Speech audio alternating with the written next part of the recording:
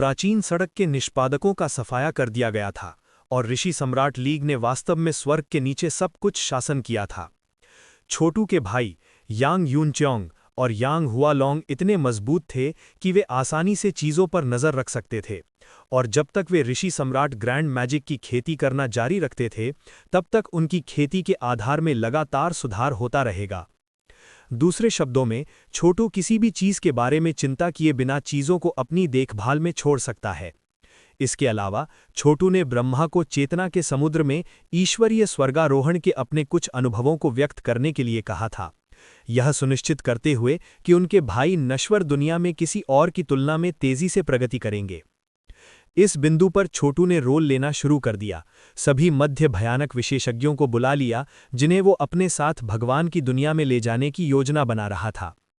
वर्तमान सूची में उनके अमर वध clone Brahma, jadefall, doom, proud world, the shepherd, sect lord will manifestation, peak lords memory and celestial, सबसे बड़ा भाई, तलवार 17, बड़े सातवें भाई मेंग शफान, यांगजान और पेट्रियार्क एनालिस्ट शामिल थे।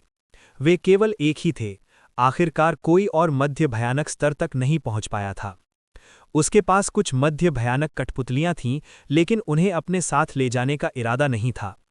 कठपुतलियां थीं और वे भगवान की दुनिया में ज्यादा मदद नहीं करेंगे, वास्तव में वे शायद एक बोझ होंगे। विशेष रुचि की एक बात यह थी कि पेट्रियार्क एनालिस्ट वास्तव में छलांग और सीमा से आगे बढ़ गए थे। वास्तव में मध्य भयानक स्तर तक उनका उदय एक झटके के रूप में आया था। उसने कहा, छोटू जानता था कि उसके स्वनिर्मित all eternity spring autumn analyst god Dao इंजील में बहुत संभावनाएं थीं, इसलिए यह बहुत समझ में आता था कि वह एक मध्य भयानक विशेषज्ञ बनने में सक्षम था। समूह में सभी ने जाने की तैयारी करने से पहले महत्वपूर्ण मामलों का ध्यान रखा। यांग कबीला अब दृढ़ता से ऋषि मोनार्क लीग के नियंत्रण में था, जिसमें छोटू के दो भाइयों के पास यथास्थिति बनाए रखने के लिए अंतिम शक्ति और बहुत सारे संसाधन थे। छोटू के अन्य शपथ लेने वाले भाई बहन और पुरानी ताकतें जो हैंगिंग माउंटेन की पवित्र माता के प्रति वफादार थीं, जैसे यान वूबिंग और उनके जैसे लोग उनके भाइयों को व्यवस्था बनाए रखने में मदद करने के लिए थे। उनके पास खेती के संसाधनों तक भी पहुंच थी और वे सभी अंततः चरम भयानक स्तर तक पहुंचने के लिए कड़ी मेहनत कर रहे थे।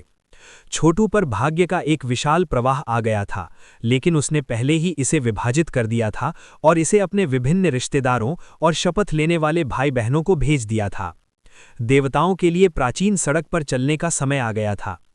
वह सड़क अतुलनीय रूप से बड़ी थी और एक बार झुकते हुए बाघों और छिपे हुए ड्रैगनों से भरी हुई थी, लेकिन अब यह लगभग खाली था। कुछ विशेषज्ञ मारे गए थे, जबकि अन्य ने ऋषि मोनार्क लीग के प्रति निष्ठा स्वीकार कर ली थी। किसी भी मामले में सभी विरोध हटा दिए गए थे। ऋषि मोनार्क लीग ने सभी खजाने तक पहुंच को नियंत्रित किया, साथ ही साथ प्राचीन सड़क के निष्पादकों द्वारा जमा की गई अपार संपत्ति को भी। वहां वे सब कुछ भी था जिसे ग्रेट नेक्रोपोलिस द्वारा बाहर निकाला गया था। कब्रिस्तान ने सब कुछ बदल दिया था। किंग इमॉर्टल स्लेयर की इच्छा को निगलने के बाद कब्रिस्तान ने इतने सारे खजाने उगल दिए थे कि यह निर्धारित करना असंभव था कि प्रादीम अराजकता में कितने लोग थे, और ऋषि मोनार्क लीग के पास अब उन सभी को इकट्ठा करने का मौका था। इसके अलावा जीतने के लिए कई नरक थे। जब काम पूरा हो जाएगा तो ऋषि सम्राट लीग स्वर्ग के हॉल के नश्वर वर्जन की तरह होगी। छोटू सब कुछ इतनी सुमधुरता से चलता देखकर बहुत खुश था। सभी वर्षों के कड़वे संघर्ष और लड़ाई के बाद वह अंततः नश्वर दुनिया में वास्तव में अजेय होने के बिंदु पर पहुंच गया था। भविष्य और आदिम युग नहीं थे, केवल अमर दाव युग ही अस्तित्व में था, और स्वर्ग की नियति और दाव दोनों विकास के लिए एक मजबूत आधार प्रदान कर रहे थे।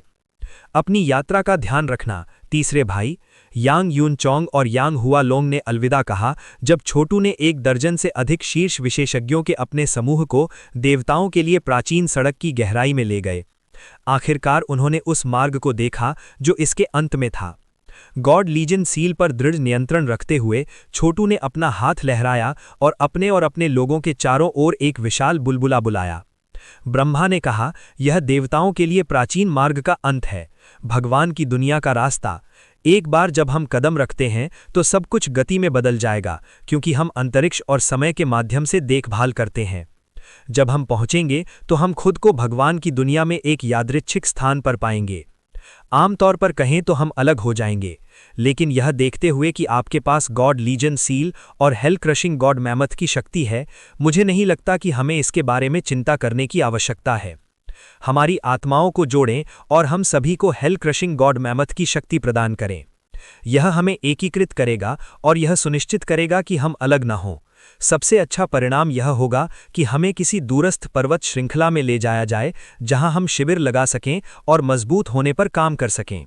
हम में से कोई एक या दो जितनी जल्दी भगवान बन जाएं, उतना अच्छा है, नहीं तो हम बड़े खतरे में पड़ सकते हैं।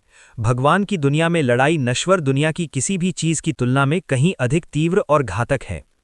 सभी समझ गए कि ब्रह्मा क्या कह रहे हैं। भगवान की दुनिया में बहुत सारे निम्न स्तरीय देवता थे जो सेवकों या आम लोगों से अधिक कुछ नहीं थे। मध्य भयानक विशेषज्ञों के लिए वे केवल गुलाम बनने के योग्य थे। इसलिए भगवान की दुनिया में आने के बाद उनके लिए सबसे महत्वपूर्ण बात यह थी कि वे एक साथ रहें और एक दूसरे की रक्षा करें। आखिरकार वे देवता की दुनिया के जानवरों द्वारा टुकड़े टुकड़े भी किए जा सकते हैं। गड़गड़ाहट गड़गड़ाहट गड़गड़ाहट जेडफॉल की बुझाओं में आराम कर रही थी, जोर से गड़गड़ाहट कर रही थी, लगभग जैसे कि तिरस्कार में।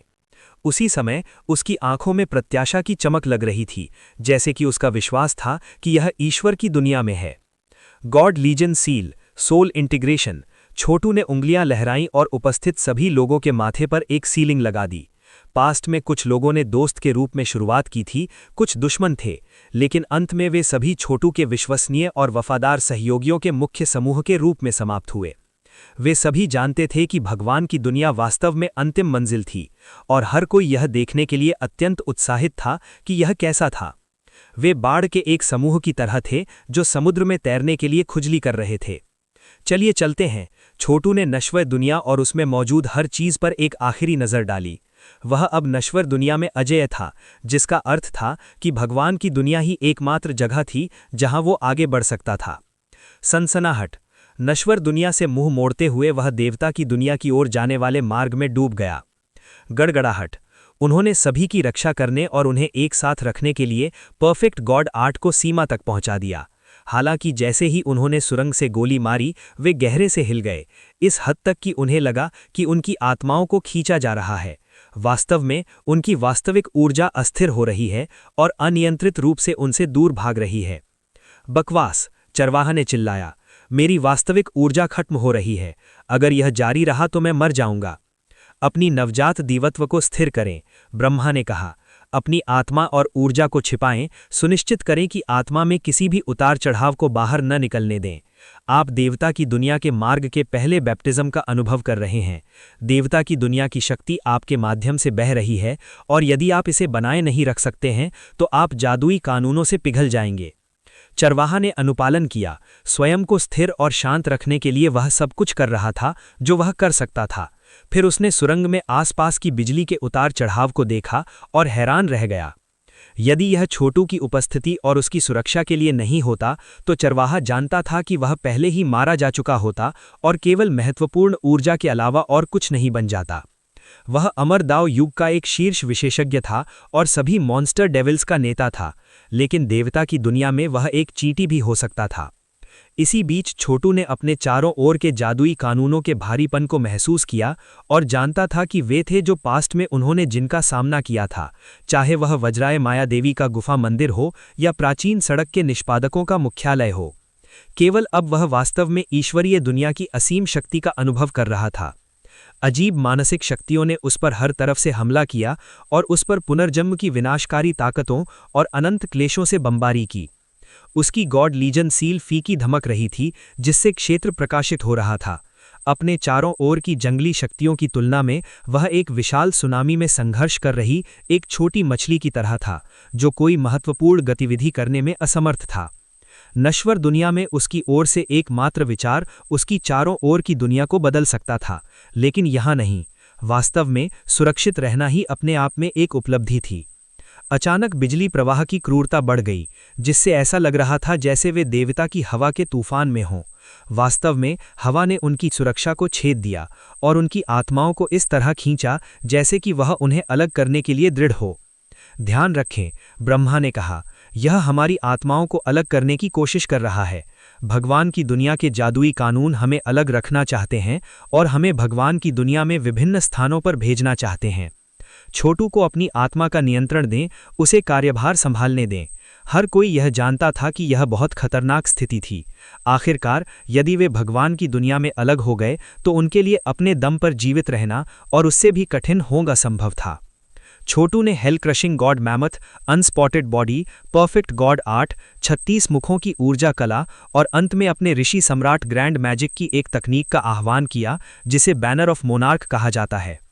पलक झपकते ही उसने एक विशाल बैनर बुलाया जो उपस्थित सभी लोगों की आत्माओं के चारों ओर लिपट गया, उन्हें अपने नियंत्रण में रखा। तुरंत उन पर खींचने वाली शक्तियां कम हो गईं। खेल में ताकतें इतनी तीव्र थीं कि हर कोई हल्का फुल्का महसूस कर रहा था। ब्रह्मा के पास ये दूसरों की तुलना में थोड़ा बेहतर था, लेकिन वो भी सांस के लिए हाँफ रहा था। मुझे लगता है कि हम बिना गुजरे भगवान की दुनिया में प्रवेश करने वाले पहले लोग हो सकते हैं। अक्सर मध्य भयानक विशेषज्ञ होते हैं जो बेहोश होकर भगवान की दुनिया में प्रवेश करते हैं और जागने से पहले पकड़े जाते हैं और गुलाम बन जाते हैं। कुछ बदकिस्मत लोग जंगल में चले जाते हैं जहां जानवर होश में आने से पहले उन्हें खा जाते हैं। कुछ अन्य लोग और प्रश्न पूछना चाहते थे, लेकिन वे इस समय मुश्किल से सांस ले सकते थे। बात करना तो दूर की बात करते हैं। लंबा चीरा। भगवान की बिजली का एक बोल्ट गिर गया, जिस तरह से वो किसी भी चीज को छू सकता है अगर वो अमर दुनिया पर गिर जाता है। बज़। उपस्थित सभी लोगों के मुंह से खून का छींटा फूट पड़ा क्योंकि वे बेहोशी में फिसलने लगे। गरजते हुए छोटू ने गॉड लीजन सील पर और अधिक ध्यान आकर्षित किया। उपस्थित सभी लोगों में सुनहरी रोशनी भेजी, उन्हें ठीक किया। आपको बिल्कुल सकारात्मक रूप से पास आउट नहीं होना चाहिए। एक बार जब हम भगवान की दुनिया में पहुंच जाते हैं तो हम तुरंत मजबूत होने पर ध्यान केंद्रित करेंगे। हम खुद को बंदी नहीं बनने दे सकते। सभी ने स्पष्टता बनाए रखने पर ध्यान केंद्रित किया, पूरी तरह से जानते थे कि उनका भाग्य छोटू के हाथों में है। आखिरकार हवाएं इतनी तीव्र हो गईं कि उन्हें यकीन हो गया कि उन्हें बाहर निकाला जाएगा, लेकिन उन्हें नहीं पता था कि वे कहां पहुंचेंगे। मुकदमा खत्म हो गया था। हर किसी को अचानक बहुत अधिक आराम महसूस हुआ, हालांकि उनके सिर अभी भी घूम रहे थे और उन्हें पता नहीं था कि वे कहां थे। छोटू एकमात्र ऐसा व्यक्ति था जिसने शुरू से अंत तक अपनी शंकाओं को बनाए रखा था। वो हल्का फुल्का भी नहीं था। घड़घड़ाना। उसने देखा कि उनके चारों ओर के तूफान ने उन्हें एक चमकते हुए निकास छिद्र में भेज दिया, जिसके बाद वे चौंकाने वाली गति से गिरने लगे। उनके नीचे एक विशाल महासागर था जो बिखरे हुए द्वीपों से अटा पड़ा था। वे सभी घनी वनस्पतियों से ढके हुए थे। ऐसा लग रहा था कि दुनिया सभी दिशाओं में बिना अंत के फैली हुई है, जिससे सामान्य रूप से दुनिया का आकलन करना असंभव हो गया है।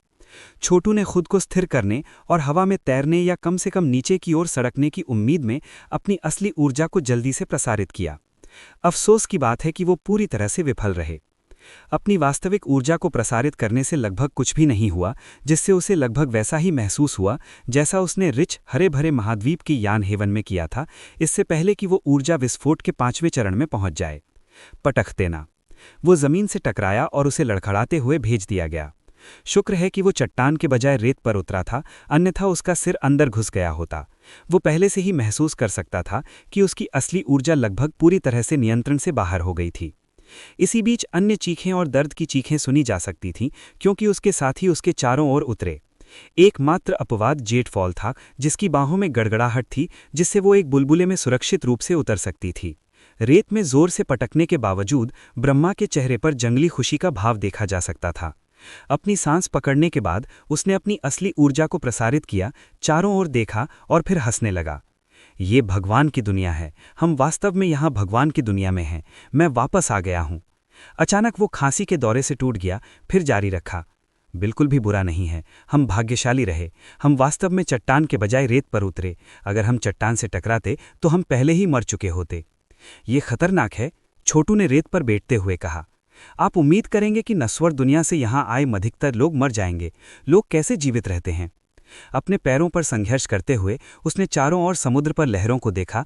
उसने अत्यधिक दबाव महसूस किया और समझ सकता था कि जादुई कानून पहले से ही उसकी मानसिक शक्ति पर भारी पड़ रहे थे। उन्होंने हवा में एक प्रयोगात्मक छलांग लगाई और पाया कि वापस नीचे गिरने से पहले उन्होंने केवल कुछ फीट ही ऊपर काम किया। घड़घड़ाना। अचानक ज्वार ने कुछ लहरें किनारे पर टकरा दी, जिसने छोटू को समुद्र में खींच लिया। चेहरा गिरते हुए ब्रह्मा ने कहा कि जल्दी करो और जमीन पर वापस चले जाओ। यदि तुम समुद्र में गॉडफिश द्वारा हमला किए जाते हो तो तुम मारे जाओगे और खून से बह जाओगे। छोटू ने कुछ संघर्ष किया, लेकिन रेत के किनारे पर वापस रेंगने में कामयाब रहा। यहाँ तक कि जैसे ही उसने किया, एक और मछली वानी से बाहर कूद गई, केवल 1 फुट लंबी, लेकिन एक मुंह से टकराते हुए उस तरह नुकीले दांतों से भरा हुआ। ये इतनी गति से बढ़ा कि ये किसी मार्शल आर्ट विशेषज्ञ से भी तेज लग रहा था। छोटू रास्ते से हटने के लिए हाथ पैर मार रहा था, लेकिन बहुत धीमा था और मछली उसकी बाह पर चिपक गई। चीरने और फाड़ने की आवाज़ें तुरंत सुनी जा सकती थीं, जैसे ही वो उसे चबाने लगी। एक छोटी मछली इतनी मजबूत कैसे हो सकती है? उसने जल्दी से अपने अदूषित शरीर की शक्तियों को आकर्षित किया और शुक्र है कि इसने मछली को उसमें गहराई से काटने से रोक दिया। फिर उसने अपने दूसरे हाथ को मुट्ठी में बंद किया और मछली पर जितना जोर से हो सके मारा। इसने एक अजीब चीख निकाली, लेकिन अप्रत्याशित रूप से मरी नहीं। शक्ति का ये चौंकाने वाला स्तर नीचे देखने के लिए कुछ भी नहीं था। अतीत में छोटू अपनी मुट्ठी से 3000 रैंक की अमर दुनिया को नष्ट कर सकता था, लेकिन यहाँ भगवान की दुनिया में वो एक छोटी मछली भी नहीं मार सकता था। ये फैंग फिश है, ब्रह्मा ने कहा। यहाँ मुझे इसे आपसे दूर करने में मदद करो। उनके पास इतनी अविश्वसनीय काटने की शक्ति है कि वो एक पीक के भयानक विशेषज्ञ को भी चीर सकते हैं। मुझे लगभग विश्वास नहीं हो रहा कि आपका शरीर इतना मजबूत है। ये आश्चर्यजनक है। भाड़ में जाओ, छोटू ने कहा, मछली को अपने हाथ में मजबूती से पकड़े हुए, अब जबकि वो उसकी बाह से खींच ली गई थी। क्या मछलियां इतनी मजबूत होती हैं? ये भगवान की दुनिया है, ब्रह्मा ने हंसते हुए कहा। जब तक आप एक वास्तविक भगवान नहीं हैं, आप कोई नहीं हैं। यहाँ तक कि जब भी आप सांस लेते हैं तो बहुत सारी महत्वपूर्ण ऊर्जा जल जाएगी। हम जल्द ही भूखे होने वाले हैं और ये मछली कुछ मूल्यवान पोषण प्रदान करेगी। गहराना। अचानक एक और ताकतवर लहर तट से टकराई। छोटू समुद्र तट पर और ऊपर चढ़ गया, लेकिन इस प्रक्रिया में मछली पर अपनी पकड़ खो दी, जिससे वो वापस पानी में छलांग लगा सकी। पूरे समय अपने दांत तोड़ती रही, जैसे कि वो छोटू को टुकड़े टुकड़े करना चाहता हो। अचानक छोटू को थका हुआ, वजन और ऊर्जा कम हो गई। ये कैसे हो सकता है? मैं नश्वर दुनिया में नंबर 1 व्यक्ति हूँ। मैंने वहाँ असंख्य देवी देवताओं का संहार किया, लेकिन यहाँ भगवान की दुनिया में मैं एक मछली भी नहीं हरा सकता। वो हैप निताश नहीं कर सका।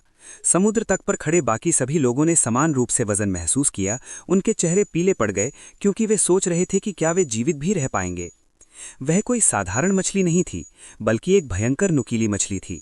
आप लोग अभी आए हैं और अभी तक भगवान की दुनिया के आदी नहीं हुए हैं। देखिए, अमर दुनिया में डेविलिंग रियली में बस ऐसे जानवर हैं जिनके पास भगवान की दुनिया के ट्रू डेविलिंग का थोड़ा सा खून है। बात सुनिए, क्या आप अपने पेट की गड़गड़ाहट सुन सकते हैं? आप सब भूखे हैं, है ना? जैसे ही उन्होंने इसका उल्लेख किया, सभी को महसूस हुआ कि उन्हें भूख की हल्की पीड़ा महसूस हो रही है। तो यही है, डूम ने कहा। वो इस पर विश्वास नहीं कर सकता था, ये देखते हुए कि वो कितना मजबूत था। लेकिन वास्तव में हमें भूख क्यों लग रही है? ब्रह्मा ने एक कुटिल मुस्कान दी।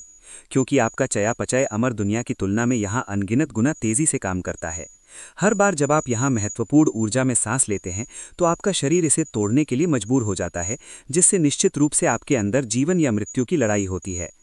महत्वपूर्ण ऊर्जा में जादुई कानून बहुत मजबूत हैं, जिसका मतलब है कि आपके द्वारा ली गई हर सांस आपको अपने सार जीवन शक्ति के खोने का कारण बनती है।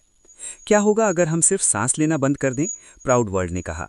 उसने अभी अभी अपनी भावना को अंदर की ओर निवेशित किया और पुष्टि की कि वो जिस महत्वपूर्ण ऊर्जा में सांस ले रहा था, वो उसे अपने सार जीवन शक्ति को खोने का कारण बन रहा था। ब्रह्मा ठंडे स्वर में हंसा। सांस नहीं लेना? तब तुम दम घुट जाओगे। आगे बढ़ो और कोशिश करो अगर तुम्हें मुझ पर विश्वास नहीं है। प्राउड वर्ल्ड ने अपनी सांस रोक ली, लेकिन कुछ ही क्षणों बाद उसे चक्कर आने लगे और सिर हल्का फुल्का हो गया। फिर इससे पहले कि वो कुछ और कर पाता, वो जमीन पर गिर पड़ा। छोटू जल्दी से ऊपर आया, उसे ऊपर उठाया और उसमें कुछ सार जीवन शक्ति भेजने की कोशिश की। दुर्भाग्य से वो अपनी असली ऊर्जा को अपने शरीर से बाहर नहीं भेज सका और वास्तव में प्राउड वर्ल्ड को छूना और संपर्क द्वारा स्थानांतरित करना पड़ा। अविश्वसनीय, ब्रह्मा ने कहा। क्या आप वास्तव में किसी अन्य व्यक्ति को अपना सार जीवन शक्ति प्रदान कर सकते हैं? छोटू, ये वास्तव में आश्चर्यजनक है। किसी भी मामले में हमें सांस लेनी होगी। यदि हम ऐसा नहीं करते तो हमारे चारों ओर के जादुई कानून हमारे शरीर को नष्ट कर देंगे। मुझे अपनी स्थिति का संक्षेपण करने की अनुमति दें। अब जबकि हम भगवान की दुनिया में हैं, तो हम बहुत कमज़ोर शरीर वाले सामान्य लोग हैं। वास्तव में हम शायद आम लोगों से भी कमज़ोर हैं। हम अनिवार्य रूप से बीमार हैं। एकमात्र अपवाद छोटू है, जिसके पास गॉड लीजन सील है, जिसे वो इतना सख्त बना देता है कि फैंग फिश भी उसकी त्वचा को नहीं काट सकती।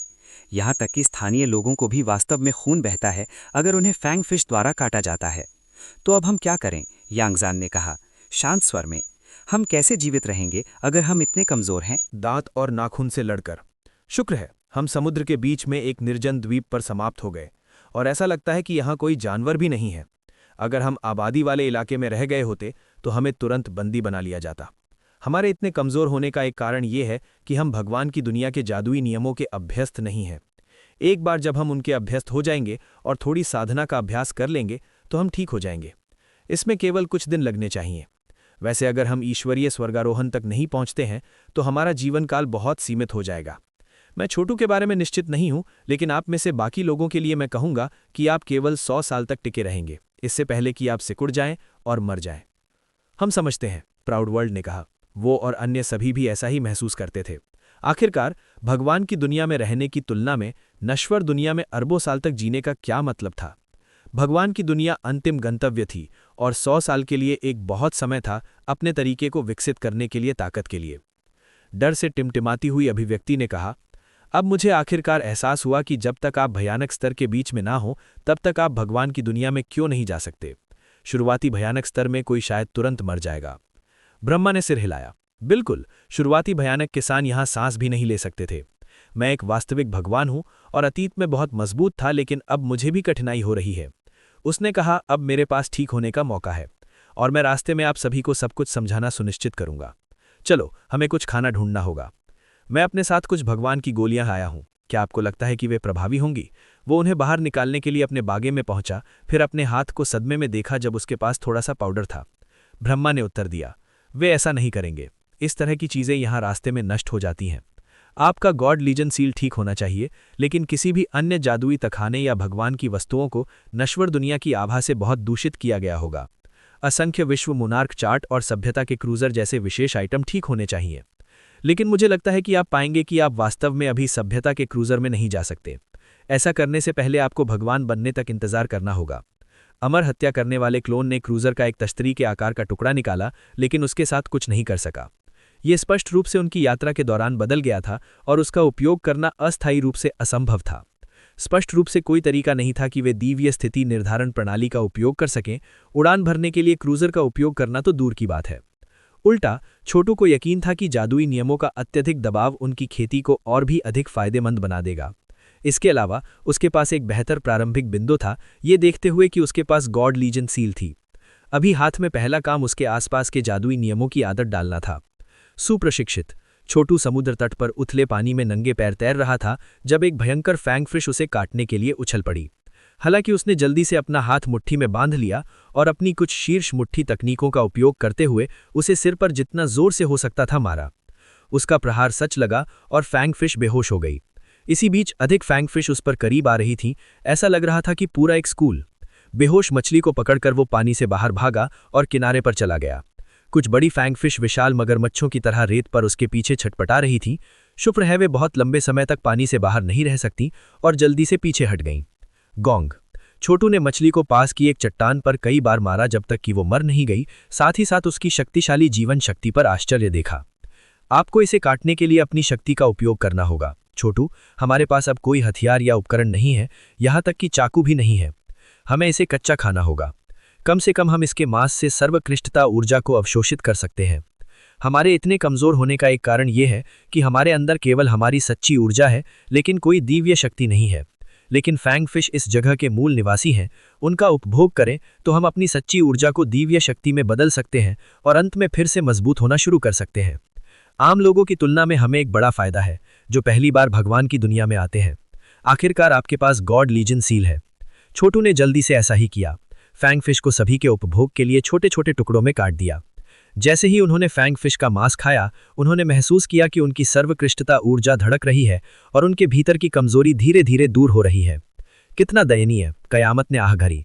अमर दुनिया में हम शीर्ष इकाइयां हैं जो एक विचार से दुनिया बना सकते हैं, लेकिन यहाँ भगवान की दुनिया में हम इतने कमजोर हैं जितना हो सकता है जंगली लोगों की तरह कच्चा मांस खाने के लिए मजबूर हैं। उसने कहा, लेकिन मैं पहले से ही अपनी सच्ची ऊर्जा को दिव्य शक्ति में परिवर्तित होते हुए महसूस कर रहा हूँ। ठीक है, ये तो एक दिया हुआ है। छोटू ने हमें पहले से ही नर्क कुचलने वाले गॉड मैमथ की शक्ति से भर दिया है। क्या आप जानते हैं कि इसका क्या मतलब है? ये भगवान की दुनिया की शीर्ष तकनीक है और उनकी गॉड लीजन सील हमें यहाँ के जादुई नियमों के साथ सामंजस्य बैठाने में मदद कर सकती है। हमें अपनी ऊर्जा कलाओं को रिविकसित करना शुरू करने में ज्यादा समय नहीं लगेगा। फैंग फिश खाने के बाद उन्हें थोड़ी कम भूख लगी और साथ ही साथ उन्हें ये एहसास हुआ कि भगवान की दुनिया कितनी खतरनाक है और उन्हें जितनी जल्दी हो सके खुद को अभ्यस्त करने की आवश्यकता है। जारी रखते हुए उन्होंने कहा, अधिकांश लोगों को भगवान की दुनिया के अभ्यस्त होने और अपनी सच्ची ऊर्जा को दिव्य शक्ति में बदलने के लिए 4 से 5 साल की आवश्यकता होती है, लेकिन हम अलग हैं। मैं कहूंगा कि हमें केवल कुछ घंटों की आवश्यकता होगी। छोटू के धन्यवाद। पालथी मारकर बैठकर उन्होंने अपनी सच्ची ऊर्जा को प्रसारित किया और अपनी साधना पर काम करना शुरू किया। छोटू ने भी ऐसा ही किया, अपनी सच्ची ऊर्जा को धीरे धीरे दिव्य शक्ति में बदलने पर सभी प्रयासों पर ध्यान केंद्रित किया, ये सुनिश्चित करते हुए कि वो भगवान की दुनिया की महत्वपूर्ण ऊर्जा के अनुरूप है। सच्चाई ये थी कि वो पहले से ही अविश्वसनीय रूप से मजबूत था और उसे अपने नए परिवेश के आदी होने के लिए बस कुछ समय चाहिए था। और गॉड लीजन सील निरंतर भगवान की दुनिया की महत्वपूर्ण ऊर्जा को अवशोषित कर रही थी और उसे अपनी चरम स्थिति बनाए रखने में मदद कर रही थी। मैं देखता हूं कि ये कैसा है। भगवान की दुनिया के जादुई नियम इतने मजबूत हैं कि मैं अपनी सच्ची ऊर्जा को अपने शरीर के बाहर नहीं छोड़ सकता, बहुत कम की उड़ान भर सकूं या अंतरिक्ष के साथ हेरफेर कर सकूं। मुझे पहले चरम भयानक स्तर तक पहुंचना होगा। जैसे ही उन्होंने अपने श्वास अभ्यास किए, गॉड लीजन सील प्रत्याशा के साथ कांप उठी और लालच से भगवान की दुनिया की महत्वपूर्ण ऊर्जा को अवशोषित कर रही थी। इसी समय नर्क कुचलने वाले गॉड मैमथ की उनकी शक्ति परिवर्तनों के दौर से गुजर रही थी। जैसे ही उनकी महत्वपूर्ण ऊर्जा और रक्त सघन और मजबूत हुए। गड़गड़ाहट। कुछ घंटों बाद वो बहुत मजबूत महसूस कर रहे थे। खड़े होकर उन्होंने अपना पैर पटका, जिससे जमीन थोड़ी सी हिल गई।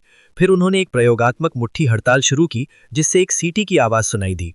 वो पहले से ही मजबूत था, यद्यपि वो अपनी सच्ची ऊर्जा को उसके बाहर नहीं छोड़ सकता था, कम से कम वो पहले की तरह कमजोर नहीं था।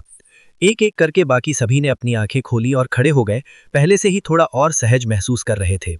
जैसे जैसे वे सांस ले रहे थे, वे भगवान की दुनिया के लिए और अभ्यस्त होते जा रहे थे और उनके शरीर मजबूत होते जा रहे थे।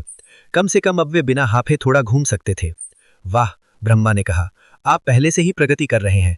ये लगभग रात का समय है और भगवान की दुनिया में कोई सूर्य या चंद्रमा नहीं है। दिनों को केवल प्रकाश और अंधकार की बारी बारी से चिन्हित किया जाता है। ये केवल उस बिंदु पर था जब छोटू को एहसास हुआ कि ऊपर कोई सूर्य नहीं था, और फिर भी ऊपर से प्रकाश प्रवाहित हुआ, जिससे नश्वर दुनिया की तुलना में बहुत अलग संवेदना हुई। हम कुछ पेड़ों को काटकर आश्रय क्यों नहीं बनाते, ब्रह्मा ने कहा। कम से कम तब हम किसी जानवर से अनजाने में नहीं पकड़े जाएंगे। भूलना मत, अब हम आम आदमी हैं। वास्तव में हम आम लोगों से भी कमजोर हैं। देवलोक के जानवर अत्यंत भयंकर होते हैं। आप आने वाले की तुलना में फैंग फिश को क्षुधावर्धक भी मान सकते हैं। अगर इस द्वीप पर इससे ज्यादा खतरनाक कुछ है तो हम बहुत खतरे में हो सकते हैं। द्वीप वास्तव में बहुत बड़ा था, लगभग एक महाद्वीप की तरह। वास्तव में ये इतना बड़ा था कि हमें नहीं पता था कि दूसरा पार कहाँ है। ऐसा लग रहा था कि ये एक अनंत जंगल से ज्यादा कुछ नहीं है। किसी को इस बात पर संदेह नहीं था कि ब्रह्मा जानते थे कि वो किस बारे में बात कर रहे हैं, इसलिए वे जल्दी से कुछ पेड़ों को काटने के लिए पेड़ की रेखा पर चले गए। हाय, चरवाहे ने एक कटोरे के रूप में चौड़े एक पेड़ को निशाना बनाया और उस पर अपना हाथ काट दिया। दुर्भाग्य से जो हुआ वो ये कि पेड़ हिल गया और कुछ पत्ते जमीन पर गिर गए। लानत है इस सब पर, चरवाहे ने गुर्राया। मुझे विश्वास नहीं हो रहा कि मेरी अद्भुत। देखो, मैंने तुमसे कहा था, ब्रह्मा ने बीच में कहा। ये देवलोक है। जादुई नियमों के अभ्यस्त होने के लिए नर्क कुचलने वाले गॉड मैमथ की शक्ति का उपयोग करो। यदि तुम ऐसा करते हो तो तुम्हें कुछ पेड़ों को काट लेने में सक्षम होना चाहिए। उसने अपनी ऊर्जा को तब तक प्रसारित किया जब जिसने उसी पेड़ से टकराई जिससे वो आधे में विभाजित हो गया। थोड़ा हाँफते हुए उसने कहा, मैंने नर्क कुचलने वाले गॉड मैमथ की शक्ति के लिए ऐसा किया। छोटू, तुम हम सब में सबसे मजबूत हो। तुम पानी में वापस क्यों नहीं जाते और हमारे लिए कुछ और फैंग फिश क्यों नहीं ले आते? अगर हमारी ऊर्जा समाप्त हो जाती है तो हम कोई पेड़ नहीं काटेंगे। मैं बाकी सभी को ये पता लगाने में मदद कर सकता हूँ कि जादुई नियमों के अभ्यस्त होने के लिए नर्क कुचलने वाले गॉड मैमथ की शक्ति का उपयोग कैसे करना चाहिए। ठीक है, छोटू ने कहा। गॉड लीजन सील के धन्यवाद। वो लगातार आसपास की महत्वपूर्ण ऊर्जा को अवशोषित कर रहा था, जिससे वो पहली बार आने की तुलना में बहुत मजबूत हो गया था। उन्होंने एक और प्रयोगात्मक छलांग लगाई और इस बार वे औसत व्यक्ति के रूप में ऊंची छलांग लगा सकते थे। संतुष्टि में सिर हिलाते हुए वो उथले की ओर बढ़े, तुरंत फैंग फिश के स्कूल का ध्यान आकर्षित करते हुए। इस बार वो पहले की तरह डरा हुआ नहीं था। एक छोटी फैंगफिश के हमले से बचते हुए उसने एक शक्तिशाली हमले में अपनी उंगली बाहर निकाली, जो उसके सिर के ठीक माध्यम से छेद कर गई, जिससे वो तुरंत मर गई। ये नहीं चाहता था कि उसका खून और भी खतरनाक समुद्री जीवों को आकर्षित करे। छोटू ने पानी से टकराने से पहले उसे पकड़ लिया और रेत पर फेंक दिया। उस समय के दौरान कई अन्य फैंगफिश उसके पैरों पर चिपक गई थीं। अगर ये कोई और होता तो उनके पैर पहले से ही कीमा हो जाते, लेकिन छोटू बहुत सख्त था। अपने माध्यम से एक शक्तिशाली नाड़ी भेजकर उसने मछलियों को मार डाला और उन्हें समुद्र तट पर उड़ने के लिए भेज दिया। ये आकस्मिक सहजता के साथ था कि अगले घंटे के दौरान उसने 100 से अधिक फैंगफिश को पकड़ा। सबसे बड़ा 2 फीट से अधिक लंबा था और अपार ऊर्जा के साथ स्पंदित था। इस बीच ब्रह्मा अपने व्यापक अनुभव का उपयोग सभी को उनकी साधना में मदद करने के लिए कर रहे थे। उन्हें भगवान की दुनिया के अभ्यस्त होने में सहायता कर रहे थे। लंबे समय से पहले उन्होंने जादुई कानूनों से थोड़ा परिचित महसूस किया और महत्वपूर्ण ऊर्जा के अनुरूप नर्क कुचलने वाले गॉड मैमथ की ताकत का उपयोग करने में सक्षम थे। फिर इसका उपयोग पेड़ों को काटना शुरू करने के लिए किया और उन्हें ऊर्जावान रखने के लिए बहुत सारी फैंगफिश के साथ वे बहुत कुशल थे। एक के बाद एक पेड़ गिर गए और जल्द ही वे एक छोटे से केबिन को एक साथ जोड़ने में सक्षम थे। वे पहले से ही नश्वर दुनिया के एक मार्शल आर्ट विशेषज्ञ के रूप में मजबूत थे, जो एक दशक या उससे अधिक समय से अपने मांसल शरीर को प्रशिक्षित कर रहे थे। इसी समय के आसपास रात हो गई। क्रमिक संक्रमण के विपरीत, जो सामान्य रूप से सूर्य के अस्त होने पर होता है, इसमें अचानक परिवर्तन शामिल था। एक पल उजाला था, अगले ही पल अंधेरा था। वास्तव में ये इतना अंधेरा था कि उनके लिए अपने हाथों को अपनी नाक के ठीक सामने पकड़ने पर भी देखना असंभव था। हर किसी को अचानक उतना अकेलापन महसूस हुआ जैसे कि उन्हें एक अतुलनीय रूप से गहरी खाई में डाल दिया गया हो। छोटू ने कुछ प्रकाश प्रदान करने के लिए भगवान सेना की मोहर को आकर्षित करने के लिए तैयार किया, लेकिन ब्रह्मा जल्दी से बाहर पहुंचे और उन्हें रोक दिया। क्या आप हमें मारने की कोशिश कर रहे हैं? उन्होंने कहा। आप निश्चित रूप से ऐसा नहीं कर सकते। यदि गॉड लीजन सील का प्रकाश कुछ शक्तिशाली देवताओं को आकर्षित करता है तो हमें क्या करना चाहिए? हर कोई कैबिन में जाओ और अंदर रहो। अंधेरे में टटोलते हुए वे लकड़ी के कैबिन के अंदर जाने में कामयाब रहे।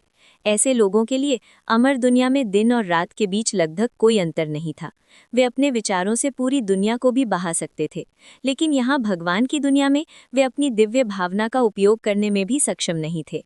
यहाँ भगवान की दुनिया में रात पूरी तरह से अजीब है, तलवार 17 ने कहा। कोई सितारे नहीं और कोई चांद नहीं। आप अपने चेहरे के सामने अपना हाथ भी नहीं देख सकते। मुझे लगता है कि मैं फिर से एक साधारण व्यक्ति हूँ और मैं ये नहीं कह सकता कि मुझे ये भावना पसंद है। मुझे निश्चित रूप से जल्द ईश्वरीय स्वर्गारोहण तक पहुँचने की आवश्यकता है। कम से कम मुझे उड़ने में सक्षम होने की आवश्यकता है। अरे, हम आग क्यों नहीं लगाते? ये हम कैसे करते हैं? सेक्ट लॉर्ड विल मैनिफेस्टेशन ने पूछा। ब्रह्मा ने सिर हिलाया। आग लगाना आसान नहीं होगा। हमें तब तक इंतजार करना होगा जब तक हम चरम भयानक स्तर तक नहीं पहुंच जाते। तब हम लकड़ी को प्रज्वलित करने के लिए अपनी आंतरिक सच्ची लौ का उपयोग कर सकते हैं। एकमात्र विकल्प एक बसे हुए क्षेत्र को ढूंढना होगा जहां हम कुछ मानव निर्मित लौ चिंगारी प्राप्त कर सकें। उन 2 तरीकों के अलावा आग लगाना असंभव है। मुझे अपनी खेती पर थोड़ा और काम करने की जरूरत है, छोटू ने शांति से कहा। एक बार जब मैं गॉड लीजन सील और गॉड वर्ल्ड की गहराई को समझ जाऊंगा तो मुझे अपनी असली ऊर्जा को अपने शरीर के बाहर भेजने में सक्षम होना चाहिए और उम्मीद है कि चरम भयानक स्तर तक पहुंच जाना चाहिए। हम यहाँ केवल एक दिन आए हैं और मैंने पहले ही काफी आत्मज्ञान प्राप्त कर लिया है। आओ! अचानक उन्होंने सुना कि भेड़िए के रोने की तरह क्या लग रहा था। तो वहाँ कुछ जानवर हैं, ब्रह्मा ने कहा। रात में हम मूल रूप से अंधे होते हैं, लेकिन जानवर नहीं होते। मुझे आश्चर्य है कि क्या ये छोटा सा कैबिन हमें सुरक्षित रख सकता है। उसकी बातों से हर कोई डर से कांप उठा। भगवान की दुनिया में रात बिल्कुल अंधेरी थी, बिना किसी चंद्रमा और सितारों के। हवा के गरजने से ऐसा लग रहा था कि भयानक जीव उन्हें पकड़ने के लिए किसी भी समय रात से बाहर कूद सकते हैं। शुक्र है उनके पास आश्रय था, जिससे वे थोड़ा सुरक्षित महसूस करते थे। कैबिन काफी सुरक्षित था। ब्रह्मा ने उन्हें निर्देश दिया था कि जंगली जानवरों से अधिकतम सुरक्षा प्रदान करने के लिए लट्ठों को जमीन में कैसे लगाना है। उपस्थित कई लोग मंत्र संरचनाओं के मामले में ग्रैंड मास्टर थे, लेकिन फिलहाल ये संरचना ही थी जो उन्हें सुरक्षित रखती थी। वे अब सामान्य लोग थे जो अपनी वास्तविक ऊर्जा को बाहरी रूप से उपयोग भी नहीं कर सकते थे। इस वजह से वे जादुई उपकरणों को तराश या शिल्प नहीं कर सकते थे या दिव्य क्षमताओं को उजागर करने के लिए भगवान की दुनिया की महत्वपूर्ण ऊर्जा का उपयोग नहीं कर सकते थे। जादू संरचनाओं को बनाने और संचालित करने की बात तो दूर की थी। इससे पहले कि हम मंत्र संरचनाओं का उपयोग कर सकें, हमें दैवी शक्ति को उजागर करने में सक्षम होने की आवश्यकता होगी, ब्रह्मा ने उन्हें याद दिलाया। अभी हम नश्वर दुनिया के ऊर्जा कला प्रशिक्षकों की तरह हैं। फिलहाल हमें प्रशिक्षण और साधना पर ध्यान देने की जरूरत है। सामान्य रूप से केवल वे लोग जो दैवीय स्वर्गारोहण के कगार पर होते हैं वही मंत्र संरचनाओं के साथ काम कर सकते हैं। हम ऐसे लोगों को अर्ध देवता कहते हैं। वे भगवान की दुनिया के औसत नागरिक से एक कदम ऊपर हैं। छोटू, आप चरम भयानक स्तर से कितनी दूर हैं? डूम ने कहा। जिस तरह से आप पहले उन मछलियों को पकड़ रहे थे, ऐसा लगता है कि आपकी खेती का आधार पहले से ही बेहतर हो चुका है। आपको एक सफलता के करीब होना चाहिए। मुझे लगता है कि मैं हूँ, छोटू ने जवाब दिया। मैं भगवान की दुनिया को बहुत अधिक समझने लगा हूँ और मेरे भीतर दैवित्व बन रहा है। मुझे बिना किसी समस्या के ईश्वरीय स्वर्गारोहण तक पहुँचने में देर नहीं लगेगी। मेरे गॉड लीजन सील के धन्यवाद मैं अपने आसपास के जादुई कानूनों को अवशोषित कर सकता हूँ और उनके अंतिम मतलब को समझ सकता हूँ। इसके साथ मैं धीरे धीरे एक दैवी शरीर बना सकता हूँ और देवताओं की सेना का संविधान प्राप्त कर सकता हूँ। बेशक वो ये भी सोच रहा था कि प्राउड हेवन कितना मजबूत था। यदि देवता की दुनिया में जीवित रहना इतना कठिन था तो प्राउड हेवन वापस उस जगह से कैसे लौट आया? उसे क्या सौभाग्य मिला था? यदि छोटू वापस लौटना चाहता तो उसे ये भी नहीं पता होता कि शुरुआत कहाँ से करनी है। गह क्रंच। अचानक शोर ने रात की शांति को तोड़ दिया। ऐसा लग रहा था कि कोई प्राणी समुद्र तट के किनारे जंगल के माध्यम से अपना रास्ता बना रहा हो। खटखटाओ। जानवर उनके लकड़ी के कैबिन के बाहर रुक गया और किसी प्रकार के पंजे से बाधा पर प्रहार किया, जैसे कि वो अंदर घुसना चाहता हो।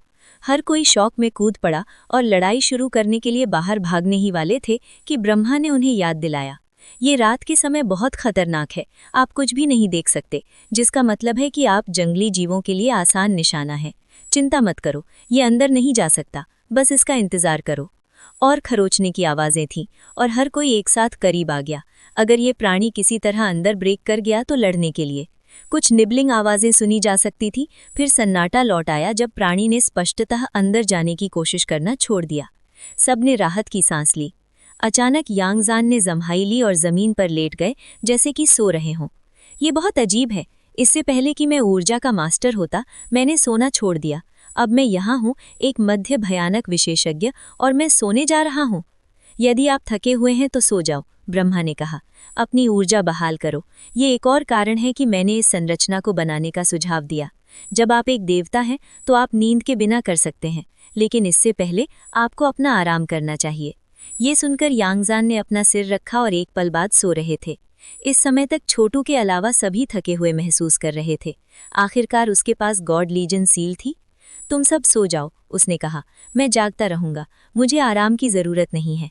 उम्मीद है जब तक मुझे इस बात का ज्ञान मिलेगा कि गॉड लीजन सील और गॉड वर्ल्ड कैसे बातचीत करते हैं, तब तक आप सभी अपनी दैवी क्षमताओं का उपयोग कर सकेंगे। सबने सिर हिलाया, हालांकि कोई भी इसे नहीं देख सकता था। विभिन्न स्थितियों में लेटे हुए वे सभी सो गए। छोटू ने बाहर की तरफ किसी भी शोर के लिए अपना कान खड़ा करके रखा और इसी के साथ साथ अपने श्वास व्यायाम पर ध्यान केंद्रित किया। उसमें सच्ची ऊर्जा लगातार बह रही थी। जैसे जैसे वे काम करता गया, मजबूत होती गई।